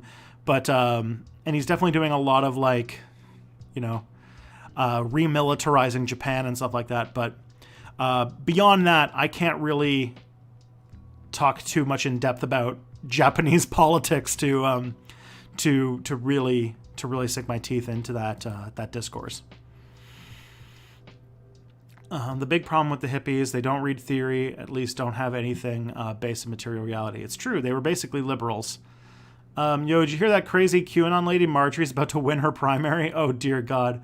I hope she doesn't win the election. We don't need that. I'm very concerned about what's going to happen to like the QAnon and Boogaloo and like 3%er type people if Donald Trump loses in the fall. I I still think it'll be better for Trump to lose than to not lose. But man, I feel like right-wing white supremacist terrorism has been activated, and without a leader in power, the chances for right-wing terrorism is going to go way, way up. 6 hours? Where's that poster from? I don't know what you're talking about. Wish we had President Kamala Khan instead of Kamala Harris. Yeah. Kamala Khan. Let's make Miss Marvel president. The other day, Cypher said that he rejects the idea that 20th century attempts at communism weren't really communist because they didn't achieve all of Marx's aims. That's basically saying it's not true communism until it works perfectly. Response to that.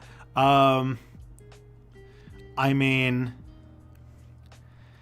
if he's, I don't know how to answer to that, except that like 20th century communism dealt with the fact that it took over one country in one context. And then once that kind of gang of people took over, they basically dictated policy in a lot of left and basically communist movements around the world. And it'd be really great to figure out what kind of communist movements we can think of that don't center the Russian Revolution and the Soviet Union as sort of the center. So you don't have to like be authoritarian just so that the Soviet Union will like back you. Like the Cold War basically made communism horrible. Would Robert Kennedy have won if he wasn't assassinated? Maybe. He definitely had a chance. He was pretty popular, especially with the young folks. Is it possible to be what would be called a Wehraboo without being a fascist? Like, is it possible to spew hyperbolic nonsense about Nazi German army without holding the Nazis' views? Is it possible? I guess, but you'd have to be quite glib about the like dark realities of the things that you're trying to like fetishize. And on top of that, like, you know, it's not very likely.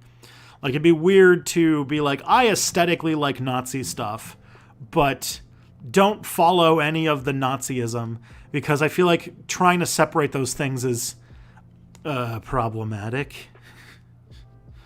Like, I feel like it'd be pretty tough to enjoy those things.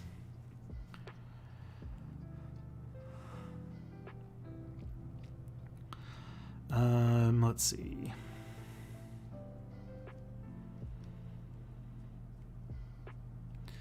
The alternate 1968 scenario you're describing, why isn't something like that possible in 2024? LBJ's support fell apart because there was the anti-war movement that they rallied around in a big way. And it would be hard to think of a unifying movement that could get so much of the young people on the same page, on the same thing, and also have them being not precarious enough that they're willing to go out and, you know, protest about stuff. Like, I don't know, another Vietnam War, like a social movement in America on the level of like the anti-Vietnam War protests just doesn't seem likely in our like late capitalist part where everybody's so precarious and everyone's so miserable, and we just don't have like the end. Like, I feel like we just don't have the energy. It was a different time back then. People like, yeah, like, I don't know. A lot to unpack. Like, a successful primary challenge against a sitting president has never happened. But as I said on Monday, that's only because the time it came close, the president resigned rather than actually do it. If Biden says he's not running for another term, and Kamala Harris goes through the primary process, that might be an opportunity for a progressive candidate to do a primary challenge, because it's less of like the sort of incumbent aspect of it. And so I think that you might actually have a real primary process. But I feel like the media would probably push back against that, because they would probably want to have any excuse to bury a progressive challenge to the center-right government that the Democrats are going to bring. And so That, I think, will be the big thing. The media was a lot less hostile towards, was a lot less just like flat out like working for one political party like they are now.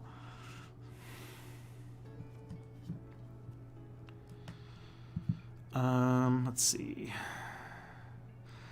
One of the Green Party candidates, Dimitri Lascaris, has said Canada should back out of NATO. Let's say by some miracle the Greens under him won.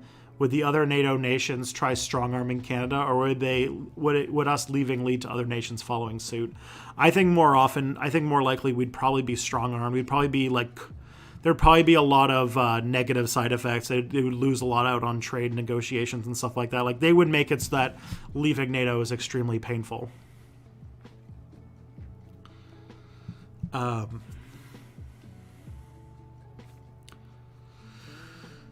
Okay. Hunter-gatherer societies have had a lot of variety in their social structure.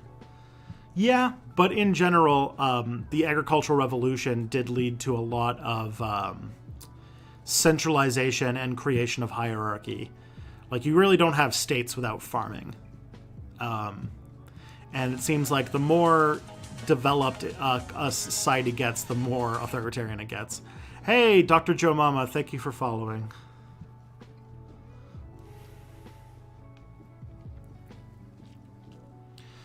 What if a progressive Democrat was in power when the economy went to shit in the mid-70s?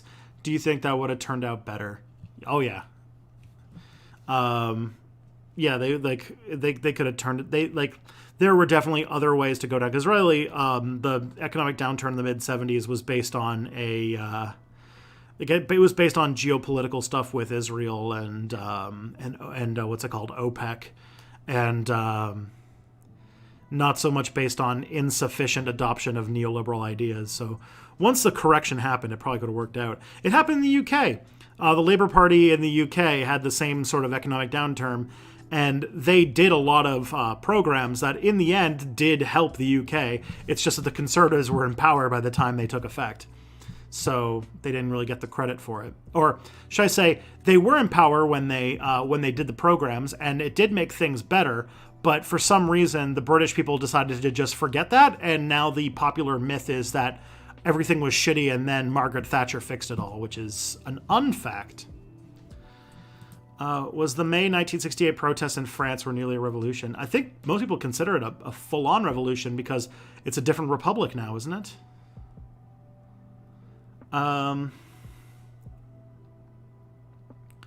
Okay.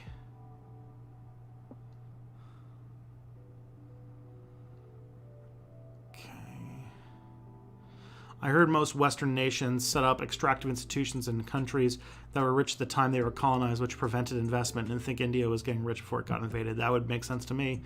They were probably making a shit ton of money off of the Silk Road trade.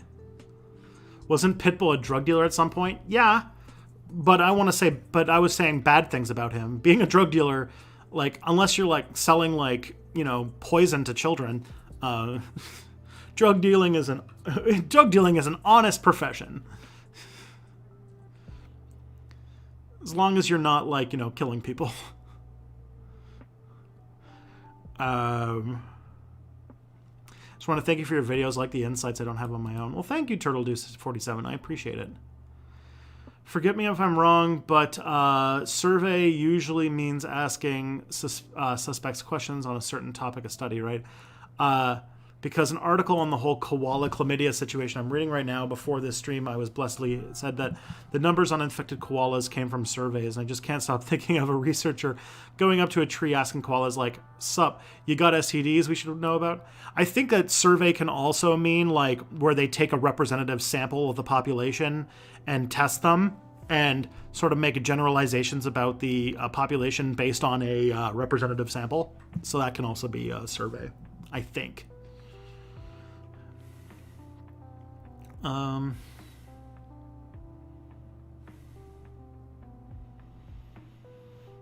It's not a waste because if they get a certain percent, they get a lot of benefits next election cycle. I do wonder, though, if they're going to be able to do that, is the thing.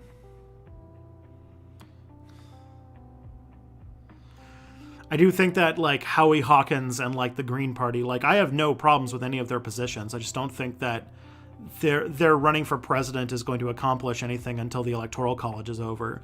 I've said this before on this stream before, that I think the Green Party should focus more on local races rather than trying to run for president. And I don't know why they're so insistent on running these spoiler candidates for president and not focusing on trying to get, like, some members of Congress or, like, state governments or things like that. Because that would be a much more successful tactic than making for, like, long-term social change in the Green Party.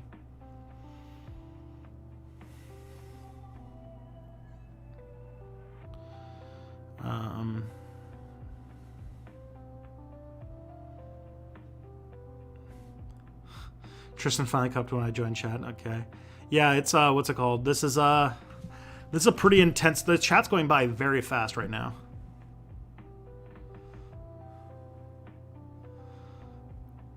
I'm trying to, like, just keep up because this thing has a maximum limit of chats. And so if I don't scroll by fast enough, I start losing chats and I'm like, oh shit, don't know what to do.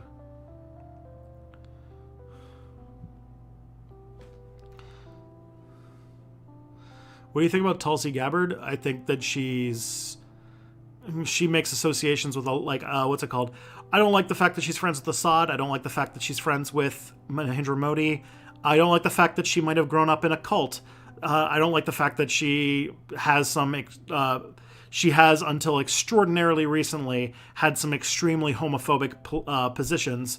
And yeah, I liked when she was a targeted missile to take people out of the primaries, but for the most part, like, she's probably like the person that if she won or she was even doing well in the primaries, I'd be, like, legitimately scared because she's actually kind of terrifying.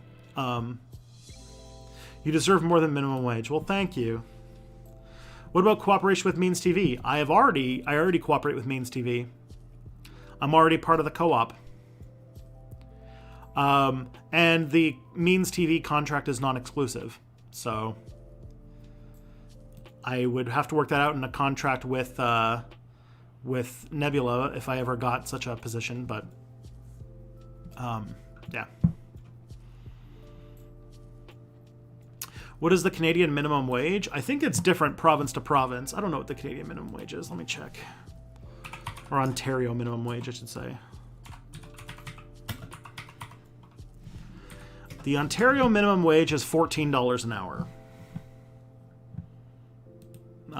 Which is, like, you know, it is what it is. It's definitely less than I'm making. Or it's definitely more than I'm making, sorry.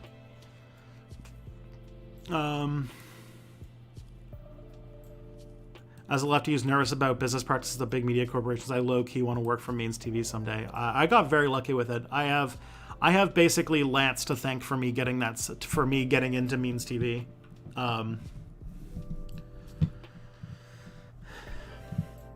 Lance was just like, hey, do you want to be part of this? And I was like, sure. So next time you watch the Surfs, you can thank them for me.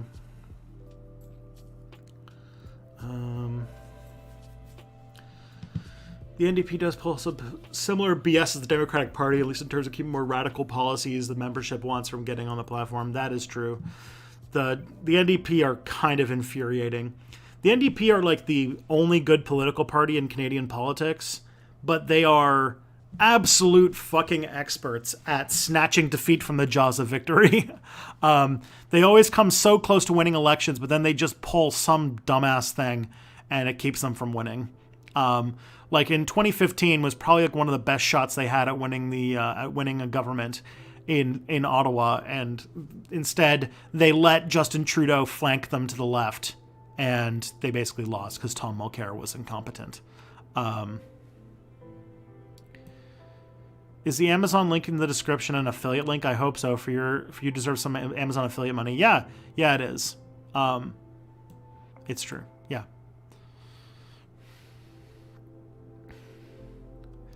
Is it okay to kill landlords? I don't really like killing anybody. It's my preference. But they definitely should not be landlords anymore. That's for sure. asking North Korea to abandon Juche is like asking a fish to abandon water. I mean, maybe, but I don't know if they have that much. They might not have much of a choice. Like, I always think that someday, maybe not anymore. Definitely under Kim Jong-il, they were a lot less stable than they are today. And there was like thoughts that like any day now there's going to be a military coup of North Korea, and they'll change a whole lot of things. But actually, Kim Jong-un is a lot better at keeping the military under control, and Kim Jong-un is in many ways a much more competent leader than his dad is, or his dad was, and Kim Jong-un is doing he's raising the standard of living in North Korea by quite a bit, and for the most part, has a very tight iron grip on a lot of the things of power, to the point where he like killed his uncle over to keep control by firing anti-aircraft rounds at him. So, there's that. Gerrymandering should be illegal. I agree.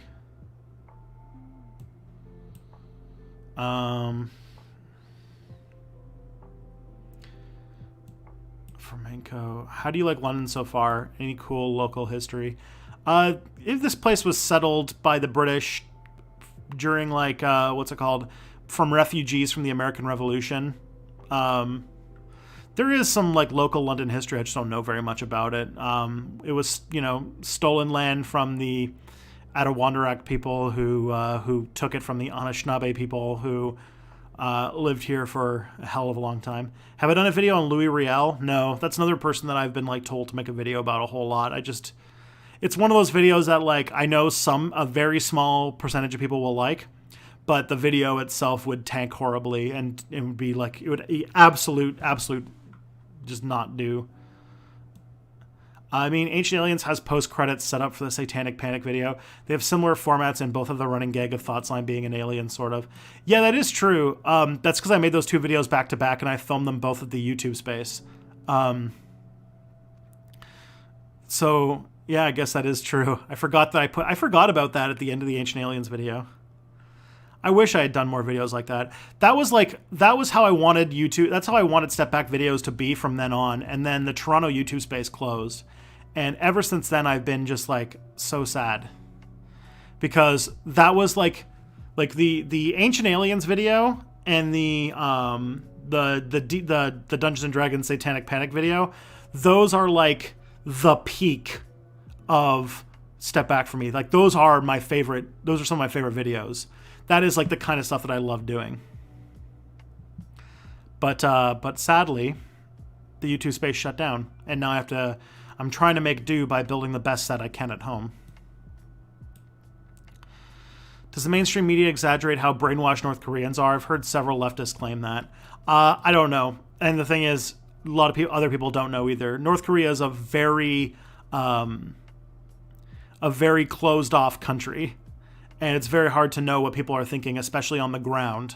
So the only people you can really talk to are dissidents who escaped from North Korea.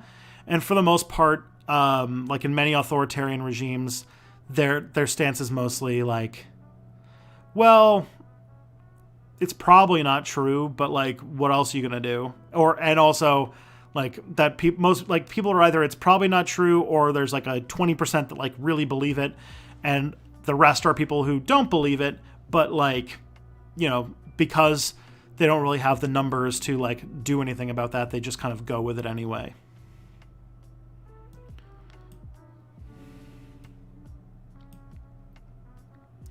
But like, it's notoriously hard to talk to like normal North Korean people. Even if you go there, you're put on like a government tour, and you're basically not able to really like talk to anybody normal. You were like basically on a guided tour the entire time you're there, so it doesn't really do much. I'm going to say this now before anybody starts bringing this up in the chat, but given how far behind I am, it's going to be very unlikely that Jackbox is going to happen tonight. I am sorry, friends, but I don't want to cut off people. Yeah. Mainstream media straight out fabricate news. Often they make some high-ranking officials executed for later same. Tom Hanks somehow the QAnon conspiracy theories on his tail. I don't know. I don't know much about QAnon, I'll be honest. I should probably do some more. I might be doing a guest lecture about QAnon and conspiracy theories. Like, I might be doing a guest lecture on QAnon for a university course this fall, but I don't. We'll see how that goes.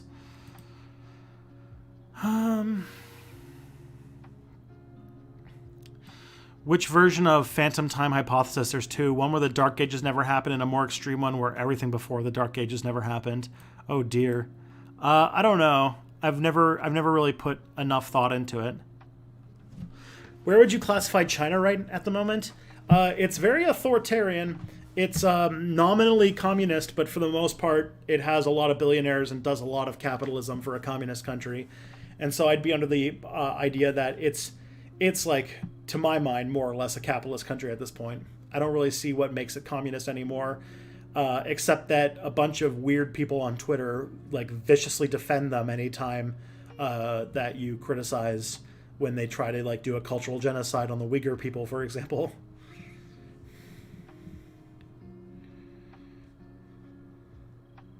Oh man, Posadism, that's a fun one.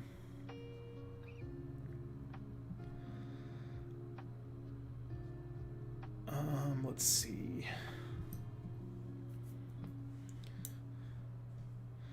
Do you believe in the extractive institutions theory to explain the reversal of fortunes of colonized countries?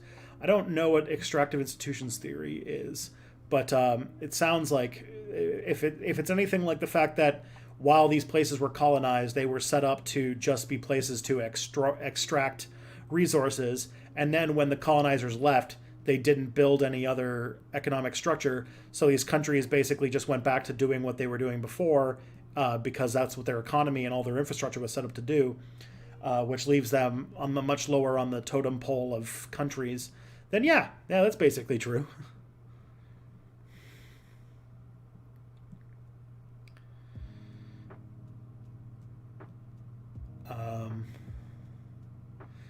What do y'all think about boogaloos?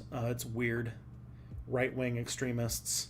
I'm worried about the people like the Boogaloo movement. Like, I don't really want America to have a civil war, but there's people like the groups like the Boogaloo movement that are sort of trying to egg it on. And as America gets less stable, I fear that people like the Boogaloo movement are going to start shit that is going to be bad. Hey, Matt Lipton, thank you for the $5 super chat. I'm sorry I got to it so late. I'm a terrible person. I denounce and recuse myself. I missed it. Why do lefty media outlets like Canadian Dimension end up having so many tankies doing their foreign policy articles? I wish I knew. My guess is that because of the Cold War days, there's a lot of tankies who have like a big resume of writing stuff, and I imagine that it's part of it. I'm going to try to find a way that I can keep my eye on the YouTube chat in case a super chat comes through. Because yeah, I don't have a thing that makes a sound when I get a super chat, and I really wish there was something I could do for that.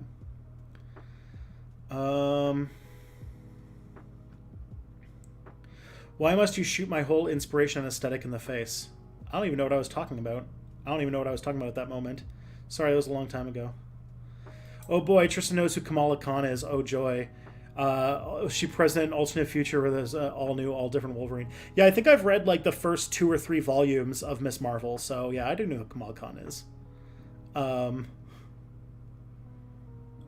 I did my master's thesis on Islamophobia in the United States, and yeah, Miss Marvel did come up as part of my it wasn't for history, as for American cultural studies. So my thesis on American Islamophobia did mean that I came across Miss Marvel, and then I read a bunch of Miss Marvel.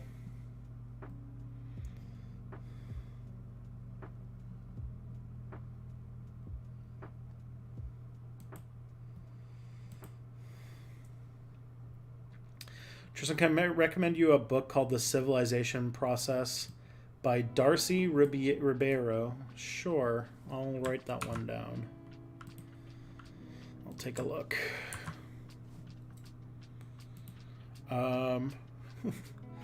It'll take a while because like I have books that like literally people have sent me to my PO box and I haven't gotten to reading yet. So, yeah. The Boogaloo crowd seems awfully quiet on the whole Portland front, though. They're out there. What's it called? The Boogaloo movement has been out in like the protests in Portland and stuff, and there have been people who've been shot by like Boogaloo people, so it does exist.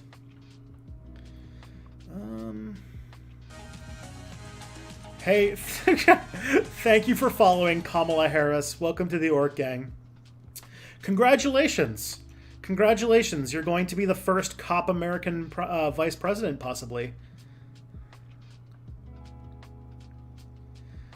Do you believe that the age restriction should be removed when running for public office in the U.S.? Yeah. I don't see any reason why not.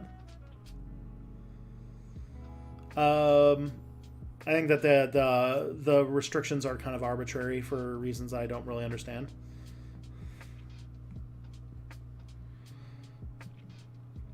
This sort of occurred when New Zealand banned nuclear-powered vessels in its waters, which the Americans kicked them out of the ANZUS Treaty, but then the Yanks gave in and Australia pestered them to allow New Zealand back in.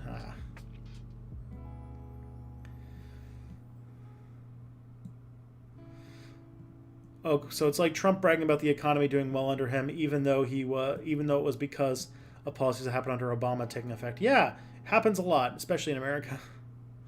But yeah. Tristan used to be a drug dealer, confirmed. Oh, that is not true. I am not nearly that cool.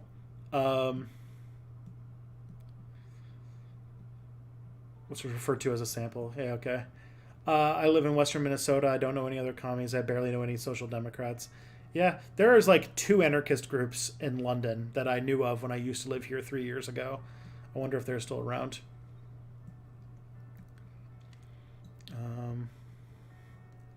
I'm from Minnesota, the 3rd precinct. That's pretty cool, Ulysses. How are things going in Minnesota? Okay. The Green Party's goal right now is to get 5% to get federal funding to fund more local and congressional races. That would be good, except that like, is there not a way to get congressional races supported that doesn't involve a completely futile run for the presidency? That's only going to result in people blaming you if the Democrats lose.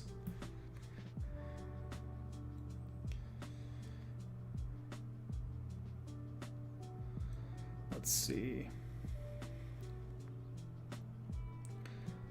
They tried making a Labor Party in America, but it fell apart because they couldn't decide if they should focus on congressional seats or the White House. Yeah.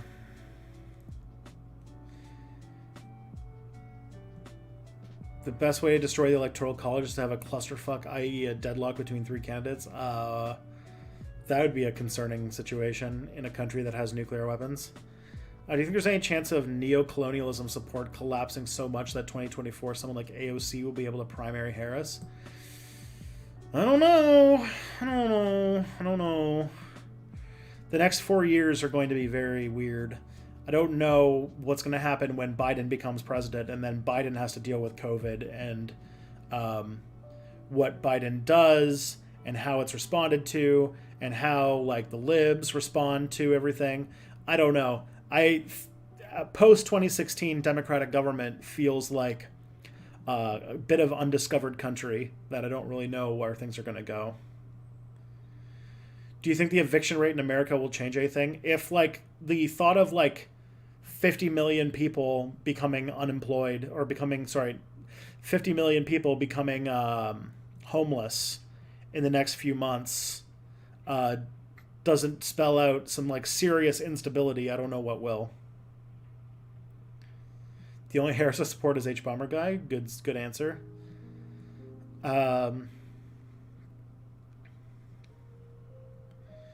Instead of forming edge parties, U.S. activists have to try to influence one of the main parties. Think workers' rights, civil rights. I mean, that's the only thing that's worked in American political history so far. significant third-party runs are usually a sign that a political constituent is leaving one party and moving to another. Hey, Sadie Bubs, thank you for subscribing. Much appreciated. We're getting closer. I think we're like now... We're getting pretty close anyway to getting a new emote, so that's pretty sweet. You got shot at by the KKK. Damn. That's fucking hardcore, yo.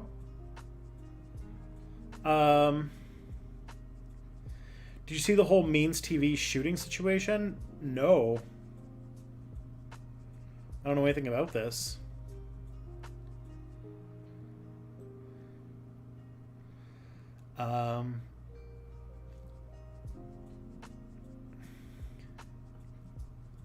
Let's see. Because, like, yeah, like, if the Green Party ran for a congressional seat, like, can you imagine, like, the one Green congressman would probably get, like, that's a story. That's a media moment. You could definitely, like, wedge that into getting some spotlight and getting some legitimacy for the Green Party if you just even get, like, one senator or one congressperson or something.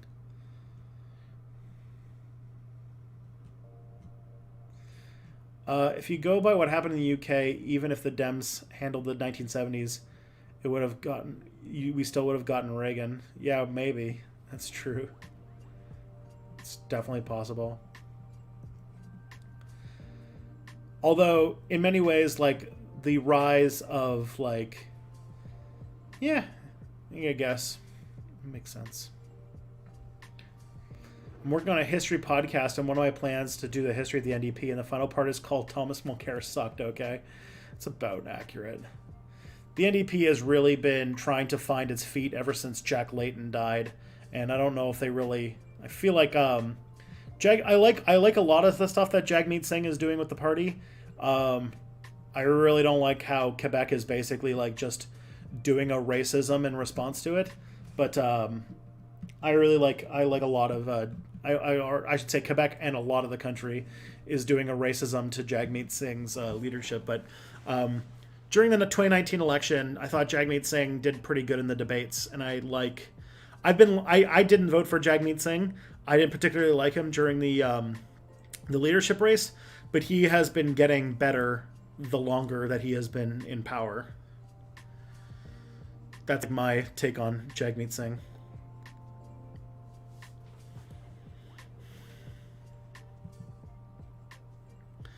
Like, when he kicked out that guy for being a sex pest, that was good. And when, like, he brought class discussions into the debates, which I did not anticipate.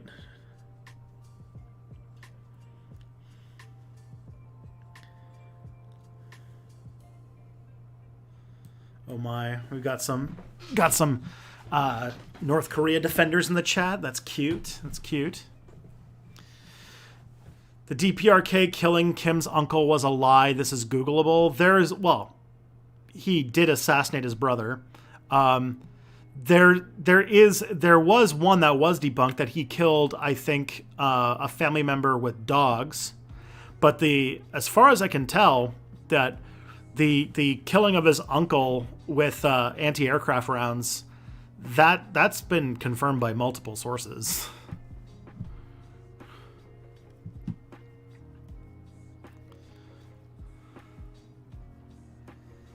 I really want to learn more about Louis Riel. Yeah, it would be fun to spend a month reading about Louis Riel. I just, I get very nervous about doing, like, Canada stuff because there's, like, a constituency in my audience that really likes that stuff, but I'm, like, very nervous about Canada because, like, Canada only makes up about, like, 10% of my audience. And I always worry that, like, Americans aren't going to want to know about Louis Riel. But they did like Canadian nationalism, so who knows?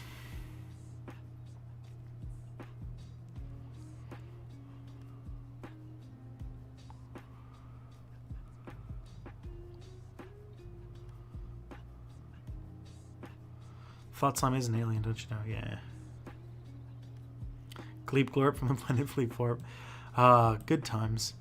So if the land was taken from one to another before white people even showed up, which tribe would decolonization favor?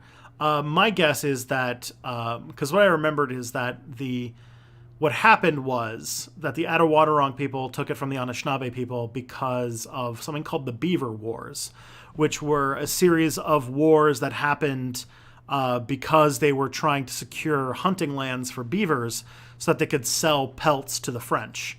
So the French are pretty on board, but my guess is that they would not. I feel like indigenous nations would not be so insistent on territorial exclusivity like that. That's my guess.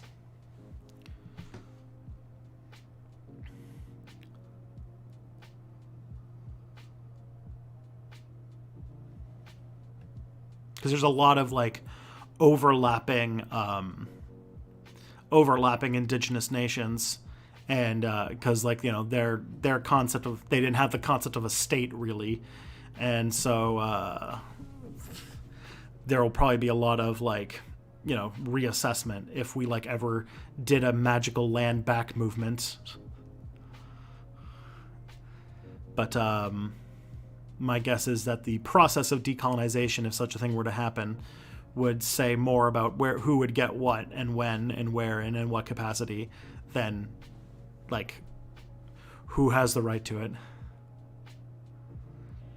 I'm suffering from TKO withdrawal. Yeah, we haven't done it for a couple weeks now. Anyone else 17, 18 in America has not got a stimulus check for some BS reason?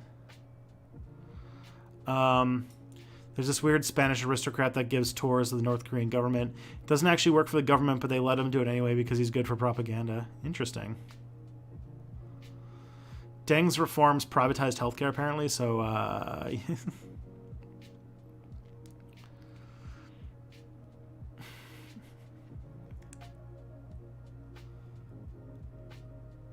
it's true. We do have two Marxist-Leninist parties in Canada.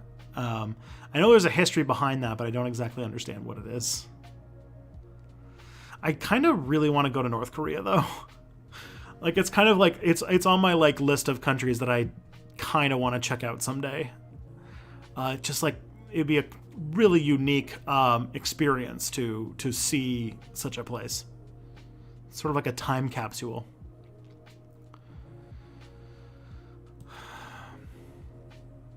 What's your thoughts on the news of Russia having a vaccine for COVID? I feel like they jumped the gun probably for like trying to get like some national prominence. But from what I know is that like the COVID vaccine in Russia is like nowhere, is like in about the same, is at about the same place as everywhere else. So like, I don't think it's like at the point where it's going to be effective. I'd love to be proven wrong. I would love to have like a surprise vaccine for COVID, but I think it's like that, you know, it was definitely premature.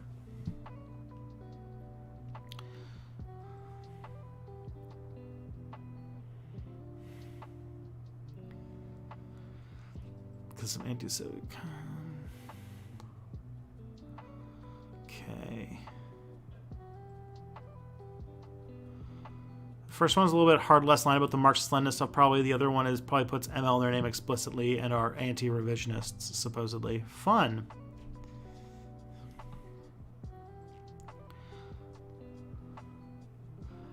He's proof.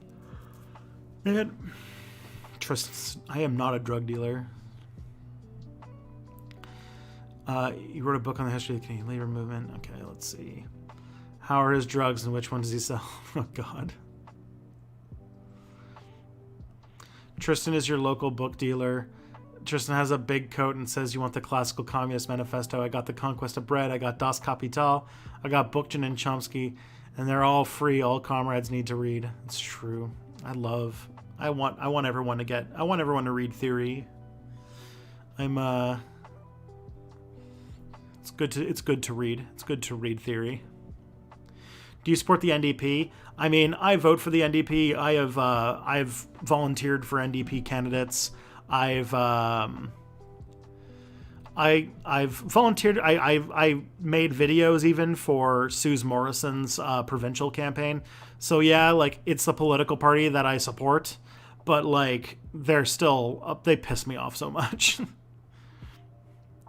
I'm probably not the only NDP supporter who feels that way.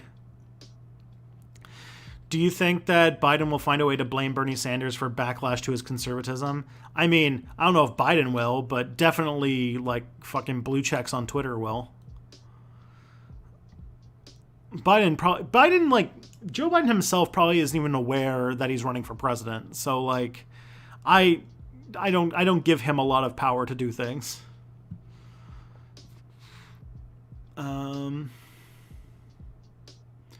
Do you think parties like Green and Libertarian should have special representatives without a vote? I don't understand why they would. They would need to have at least, I don't know, I feel like they should have like a seat or something before they can like start saying stuff. Or start getting representatives. Let's see. He is a character. His family mostly fought for Franco, and one day he's like, I like Juche. Oh boy. So I remember when Miss Marvel came out, my edgy stance was, of course they should be discriminated against, but it's wrong to make Muslims think that their religion is normal or has socially acceptable practices. What would you say to What would you say to me in 2014 255? Well, what? Okay. It's wrong to make Muslims think that their religion is normal and socially acceptable practices. Like that's basically saying like that's you're basically saying like I don't think that Pakistani people should feel welcome in this country. Like I think that one of the things you'd say is that like, you know, religious identity is identity. It's as much as like your race and your gender and all those things. You can't just like to say that like it's representation. Like Kamala Khan, i.e. like Miss Marvel, who is a Pakistani American superhero in Marvel Comics. Trust me, like there was a lot like to have that kind of statement, especially in like that time, like it's not a civil rights thing. It's like, I don't know, like you have to see like I don't even know what to say to somebody who would say something like that. Like it's a religion. I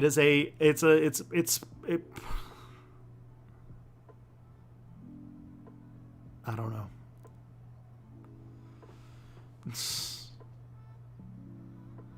I don't know where to go from there.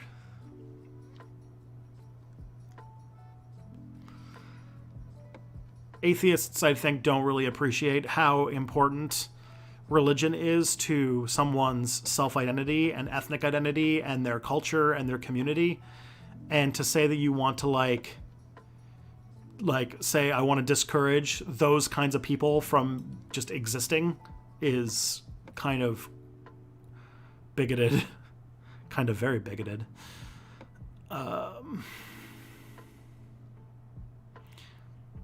Shot at my block twice. My name KKK. Ulysses Picard has been changing. All of a sudden you were in Minnesota and now you're in North Korea. This is you've gone through a lot of changes in the last few minutes. Maybe give the video a good title. Maybe. I have to think about stuff. I don't know. I'm like so lost about what I'm going to do with Step Back in the next, in the future. Like, I don't know what I want to do next. You have two houses, one in Minnesota and one in North Korea. Oh my, that must be hard to travel between. Something makes me think that the North Koreans would have some issues with that. And the Americans would have some issues with that. Yeah, I just have like a summer home in Pyongyang. Like,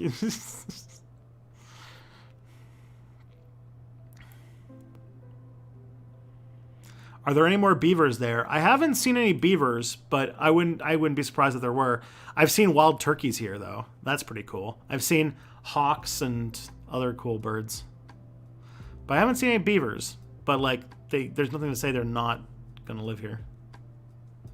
Also, everything you said is propaganda. I feel like you might be You might be goading me. Ulysses Picard.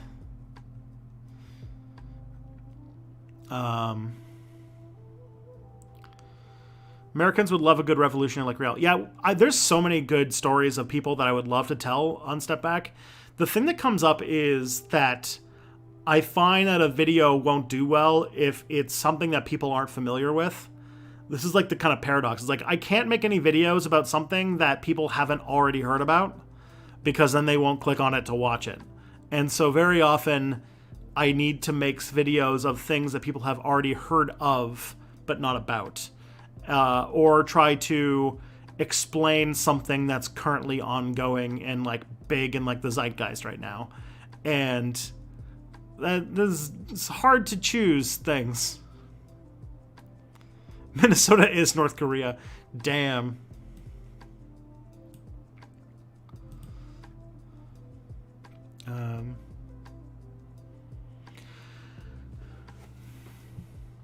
Make your alarm clock the North Korean morning news. Oh my, why have we gotten into like some sort of weird meme hole about North Korea?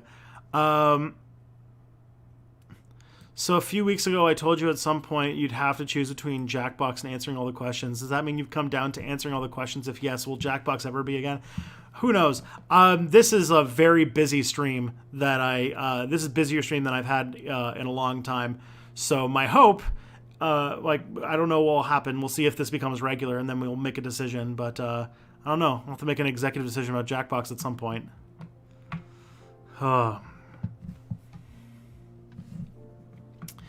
feel like it might be easier to work Jackbox into the Reactor stream, if you think about it.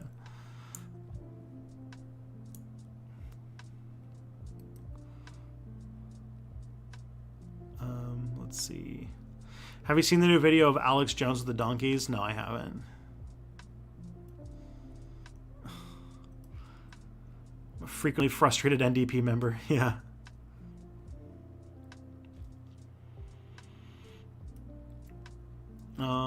Let's see. I mean, North Korea's a great place and it's propaganda that we don't have access to the internet. Okay. Yeah. All those North Koreans in my comment sections. I love how some anti-Muslim hate ads got covered up with Miss Marvel posters. That was great praxis. Yeah, that's good stuff. I'm very happy that Kamala Harris is a person, or not Kamala Harris, Kamala Khan is a person who exists in comic books. She's like my favorite Marvel superhero.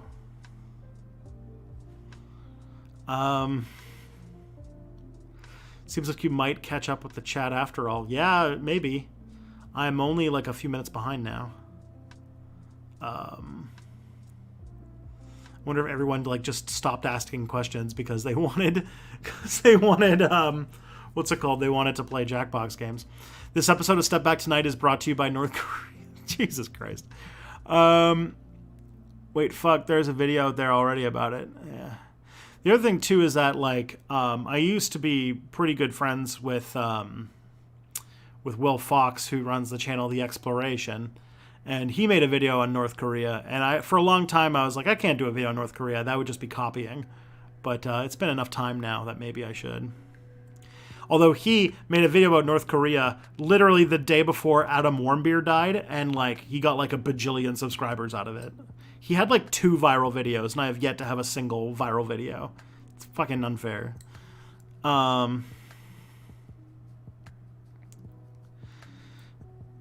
Need a bigger channel to re-out first. Yeah, I need to have a channel big enough that I'm not like, I can have like a video tank and it won't like ruin a whole lot of things. It's a video with Alex doing a bit in a donkey mask screaming Operation 6. Okay. I think if you said that to me back then, I would have said something like, well, if you want a comic that glorifies evangelical Christians, no? Like, evangelical Christians are like a specific movement of people who are taking, there are already Protestant superheroes. They exist. There are already Catholic superheroes. They exist. Like Nightcrawler, for example, is Catholic. But like specifically like evangelical, I'm going to be like not only follow a religion but follow it in a specific way is a bit different. Being a Muslim is like being a Christian. It's not like being an evangelical Christian. There is a distinction. Happy that she's in the new Marvel game. I don't know. I don't know anything about the video games. The only thing I know about the Avengers video game is that Jim Sterling made a video about it earlier today, and I watched it, and it sounds like it's going to be bad. Oh my god, what if the K-Hive try to take Miss Marvel because they share a first name? Oh, that is very, what's it called? It's very cursed, thank you. Let's see. Wait, you're not famous. I enjoyed your videos so much I didn't check that. I'm not. I mean, I am. I've always said the joke is that I'm like a Z-list celebrity. Like I have been recognized on the street like a handful of times, but not like I'm not like Tom Hanks or anything. I'm not even a very big YouTuber. Like in the scale of things. In the scale of like YouTubers who make a full-time living off of being a YouTuber, I'm pretty small beans compared to most other people. Like my channel in general has like way fewer subscribers and gets way less views than like Thought Slime or Non-Compete or like my channel's like fairly small compared to most of my friends. So it's it's a thing. Daredevil's also Catholic. Yeah, it's true. My mind only went to Nightcrawler because I think, didn't Nightcrawler actually become a monk at one point or something? my Marvel lore is not like super great. Ilhan Omar. Oh, yeah. Ilhan Omar's primary is tonight. I want to check the results.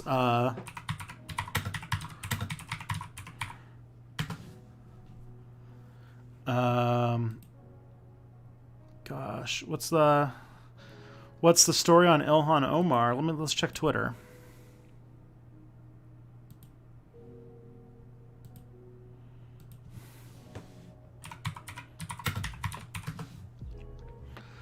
Let's see.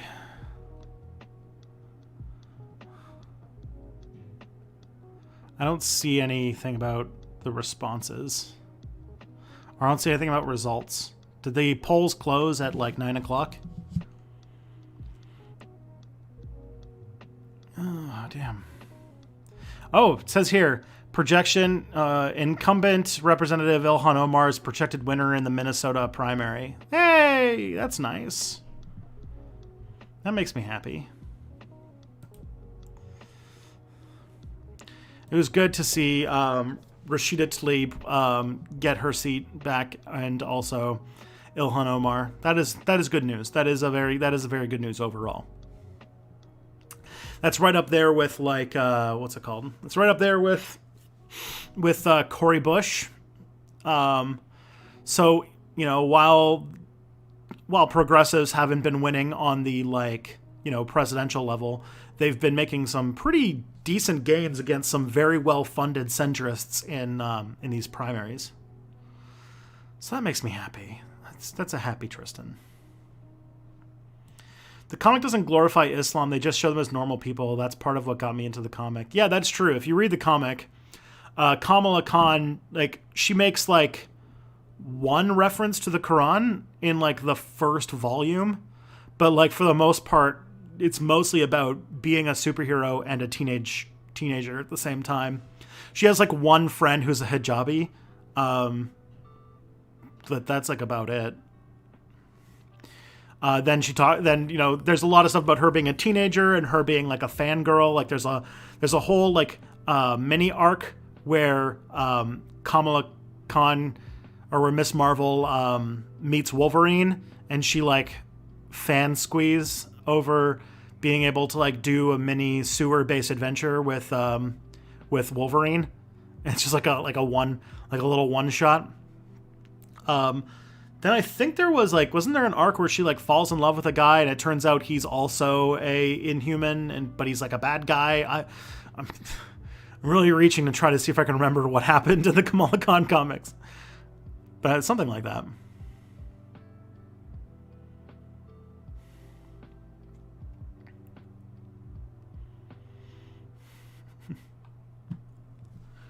You'll catch up with PewDiePie soon. Jeez, I would be happy to get to 100,000 subscribers. That would be my YouTube goals accomplished. I don't have the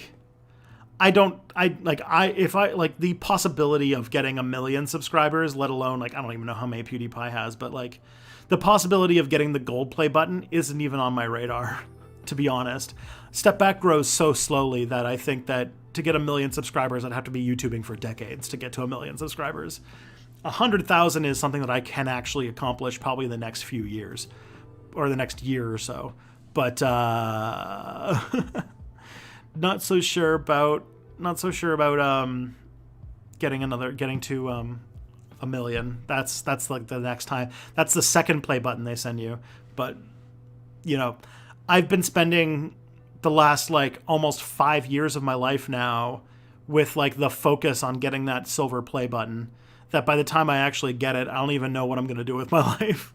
I'm going to keep doing Step Back, obviously, but I've had the play button as the thing that has been the target to go for. And now that I'm coming up on 70,000 subscribers, it's getting kind of there. And so I have to I have a lot of well, what comes next type thing.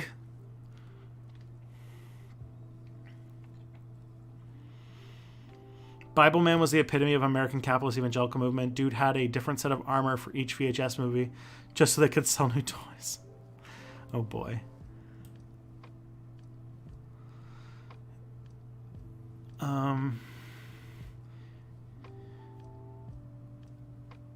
He became a priest. Okay.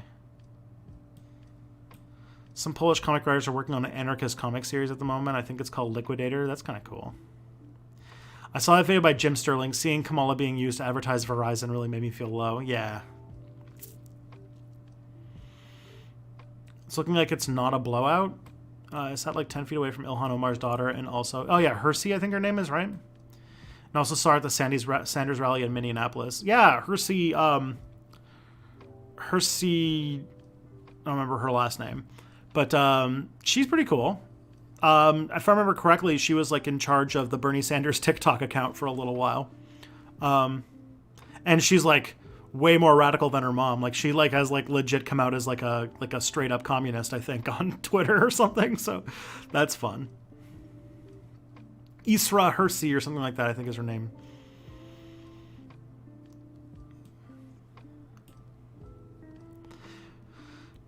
Nightcrawler tried becoming a priest, but that was part of a dumb storyline involving getting Nightcrawler to become the Pope. It was really bad. Okay. I didn't read a lot of X-Men. I won't lie.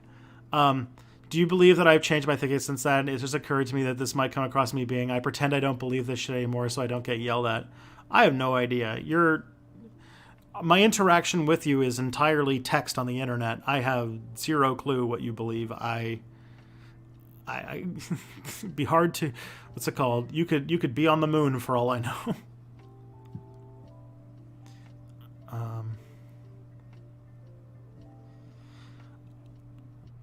All right. You do live in Ilhan's district. That's pretty cool. I haven't seen him since the Secret Wars tie-in, though. Wow. I always thought that, what's it called? Nightcrawler's he's a fan favorite, but then also they've been having that fight with Fox over the X-Men rights, so maybe they're not using him because they don't want to give any free advertising to Fox or something.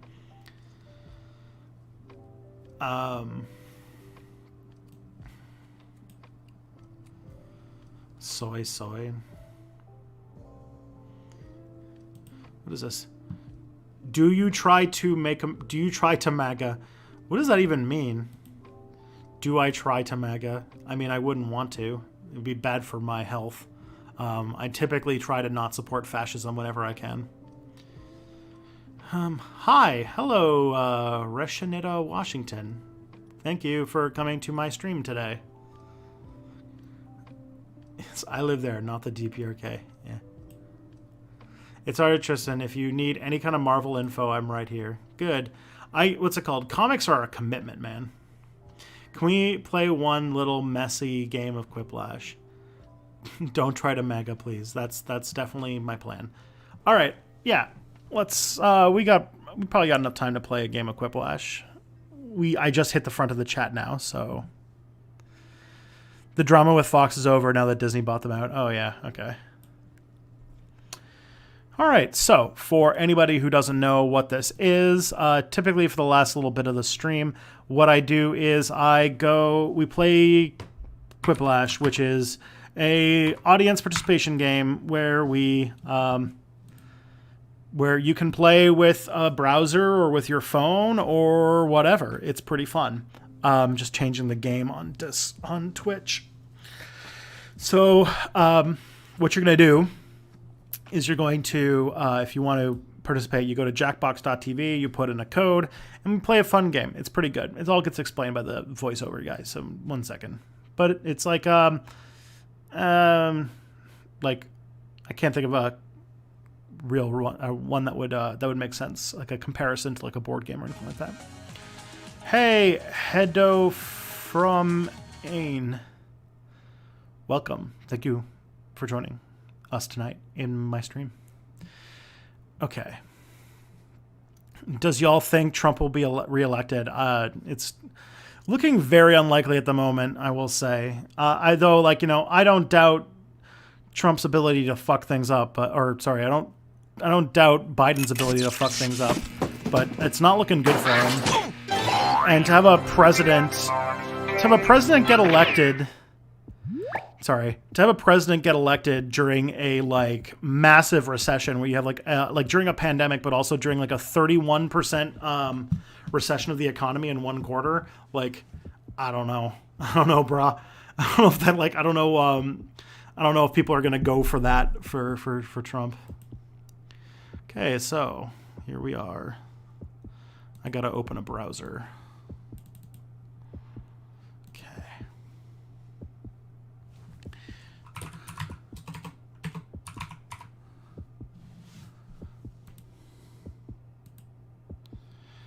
Let's see. Looks like you're chugging lots of soy, big boy. Oh.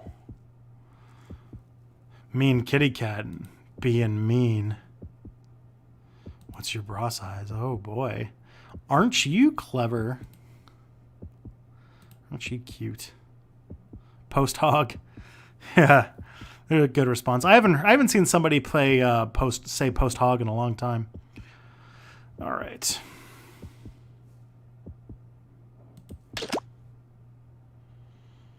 So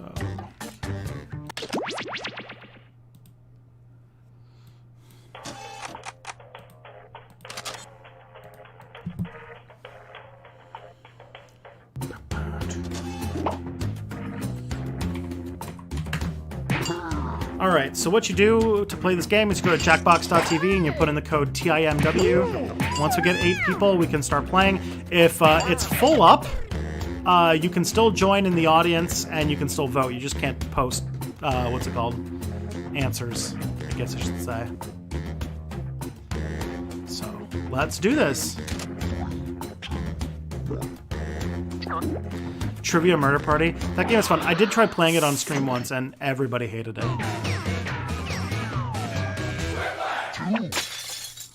Hold on to your whatever, because here comes Quiplash. You know, it's not too often I see What's a group my opinion like on this, Gaddafi? thankfully. And remember, audience killed a members lot can of people. join the game at any I'm time not a super by big fan entering of the that. room code. Audience votes count too, you know. Now all the normies can shut up. Yeah, what's it called? I almost get to the point where I could become a Twitch partner, and then we do this at the end, and it just makes everybody leave. For each one, then everyone gets to decide if your answer is better than someone else's. Democracy at work. The more people who vote for your answer, the better your score. Let's go.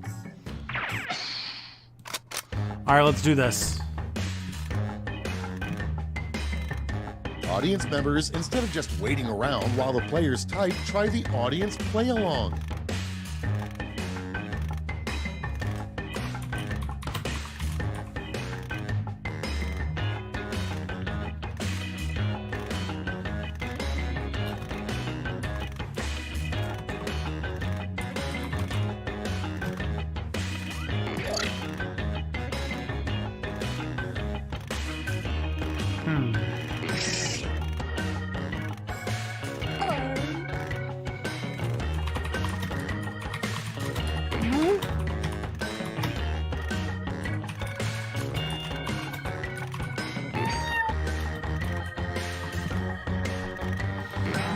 Alrighty.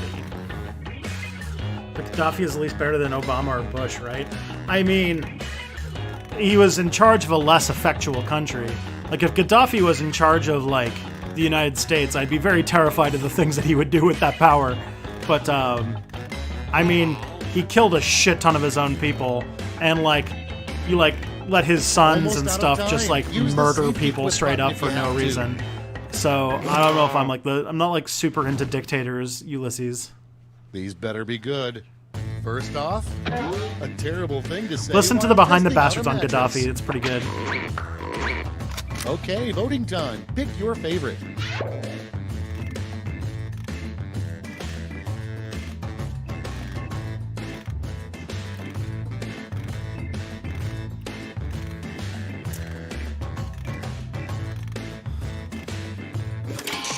Oh man, needs more peas. Remind the Princess and the Pea reference.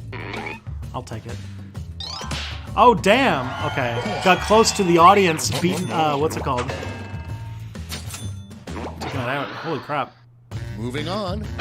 What's that blue liquid in Magic 8 Balls? Vote now.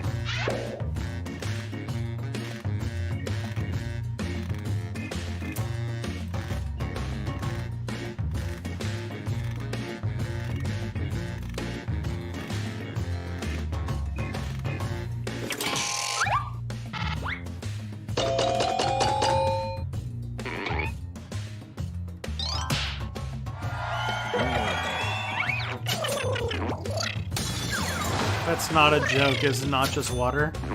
I don't know. Your next prompt is, warning, never put blank into a crock pot.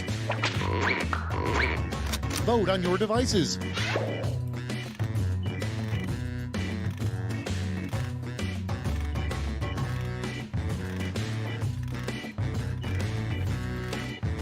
Yeah, I do think it's bluish of some kind. It is, like, colored in some capacity. But yeah, I don't know what it is, because it's never a thing I've looked into.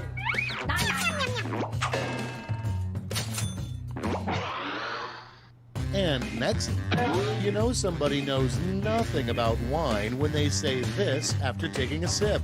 It might just be water with blue dye. That could be it. Ready, set, vote!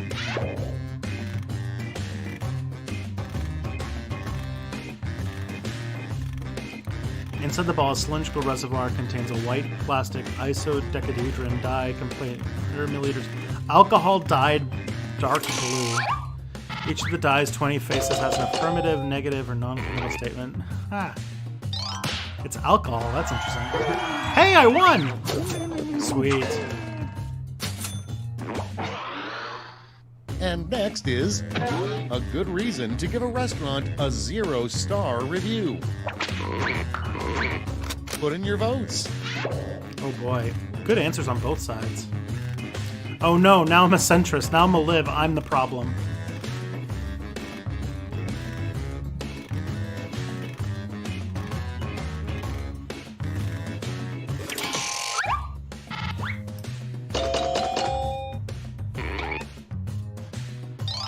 Tristan finally won a round.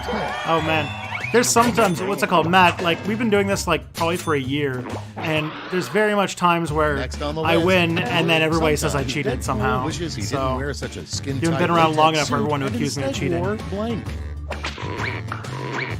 It's voting time. Ah, I see. Yeah, just having a drink from the Magic 8 Ball.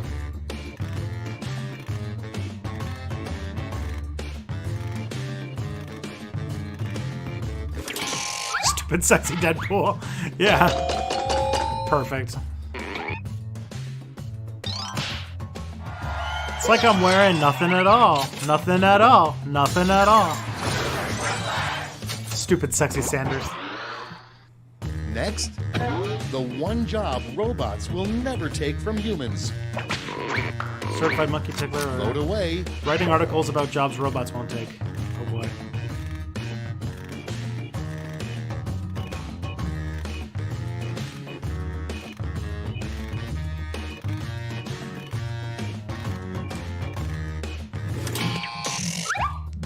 And Tito?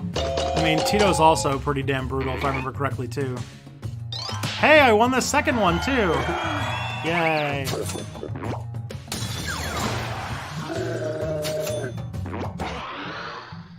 Coming up next, the worst thing to say in the back seat of a cop car. Okay, vote. Ooh.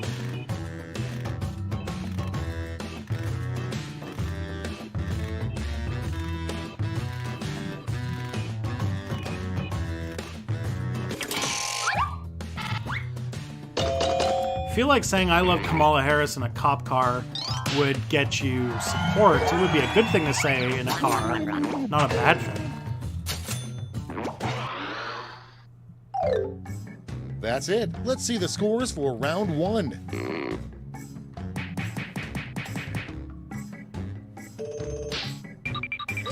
Hey, second place. I'll take it. I'll take it.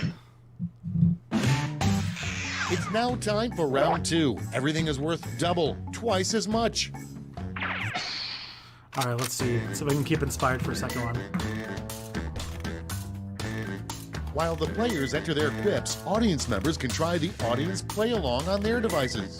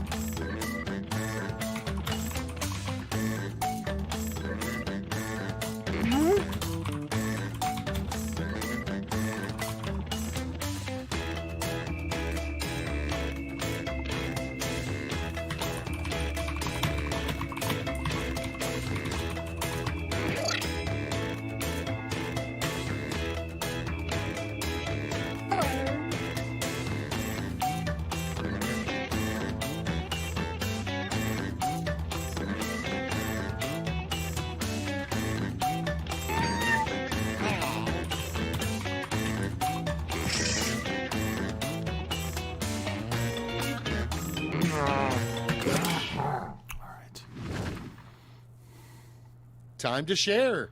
The first prompt is the title of the book that's never checked out at the library. Oh boy. True Allegiance Okay, pick your by favorite Ben and Shapiro, vote. Harry Potter and the Philosopher's Stone. Ooh. Oh, that's gonna be a tough one to answer.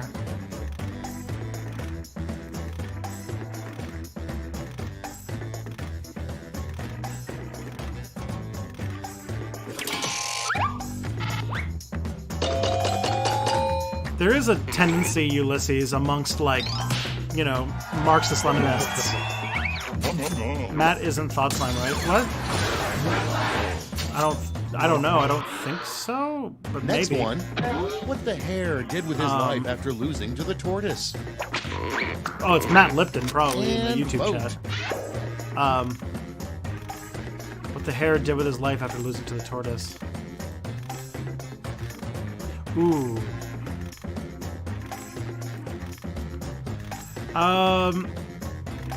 Okay,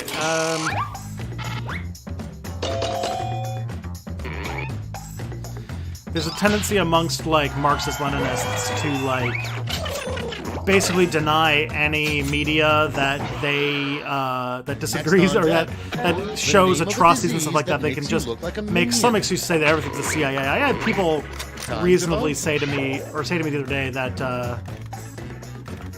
I had people say to me, like, recently that, like, Al Jazeera was the CIA. And it's like, oh, Jesus Christ. Because they reported on the Uyghur genocide.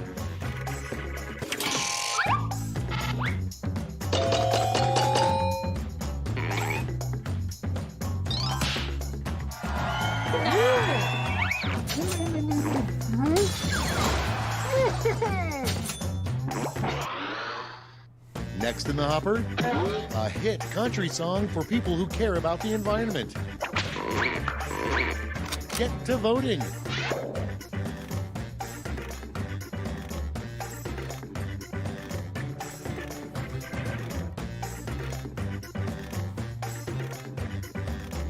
hard for me to be correct, so apologies. You're fine. Beans.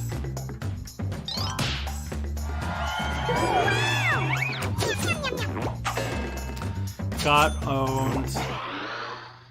Next up, the number one reason people flunk out of ninja school. Oh dear. Okay, vote.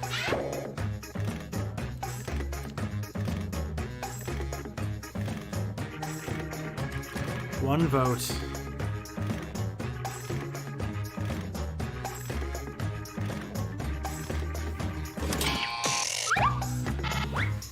That's what happens. Beans.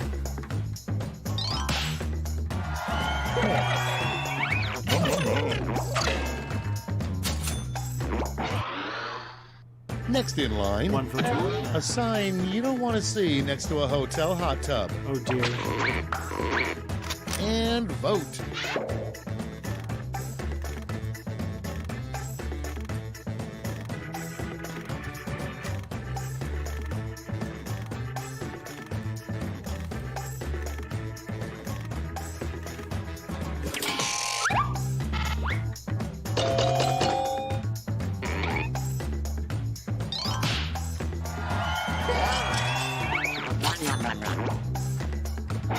So apparently Ilhan Omar Next won prompt. by a pretty decent margin. What So movie that's title nice. best describes the state of your butt right now? Put in your votes.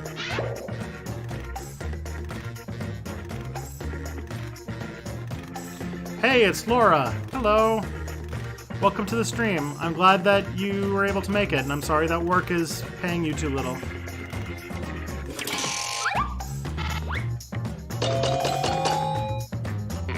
Hey!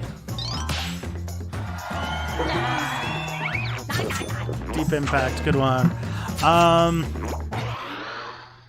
Okay, Yeah, Cuba's next one. done some pretty A new good things. slogan for I'm the not like the Greyhound biggest fan Bus of the Company. political prisoners part, but for the most part, Cuba's been Vote pretty away. good.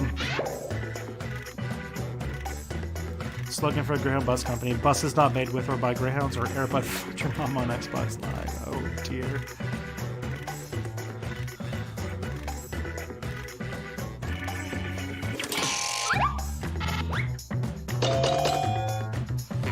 I had to go with the what's it called, the reference to last week's stream on Airbud fucking your mom on Xbox Live. Goddamn. Round 2 is now complete. Let's see where we landed. Damn you, Airbud! You read about prominent political persons in Cuba, it just sounds like Mayor Pete. Yeah, I don't know. It's round 3, the last lap. You missed some I've memes. got one prompt Yeah, left. I mean, and that you're one's all just from getting last it. week.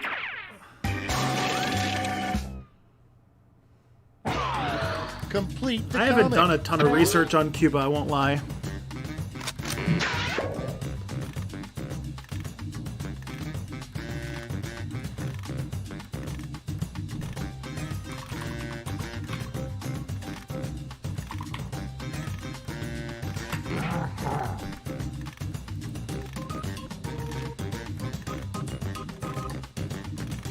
The cigars are good. Cuba's another country I'd love to go to sometime.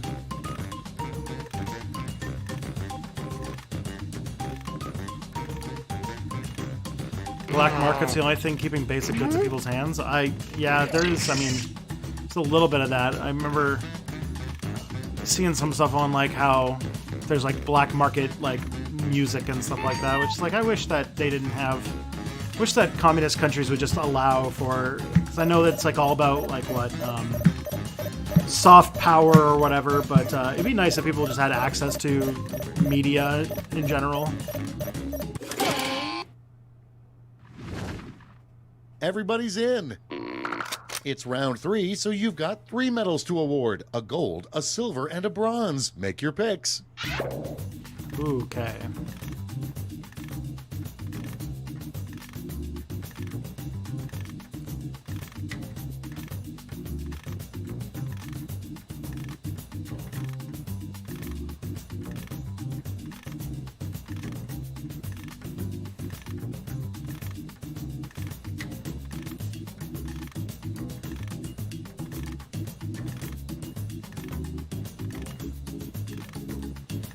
some good answers here.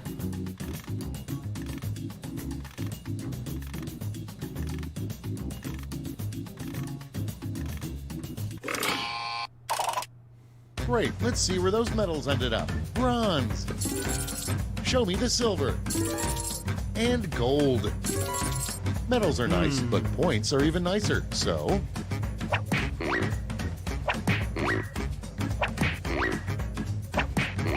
Okay. Should accept bits of string. Sorry, store policy. Oh dear. We did it, you guys! Let's go to the scores! Cuba's got issues because it's got problems with the fact that, like, it's trying to be, like, economically choked to death by the United States, and it's had to do some pretty serious, like, rationing and stuff like that. Hey! It basically, this was like, what's it called? I'll take third place. It basically came out, like, perfectly to, like, the end of the stream. So that's nice. Hey, everybody! Hi, it's me, your friend, Tristan. If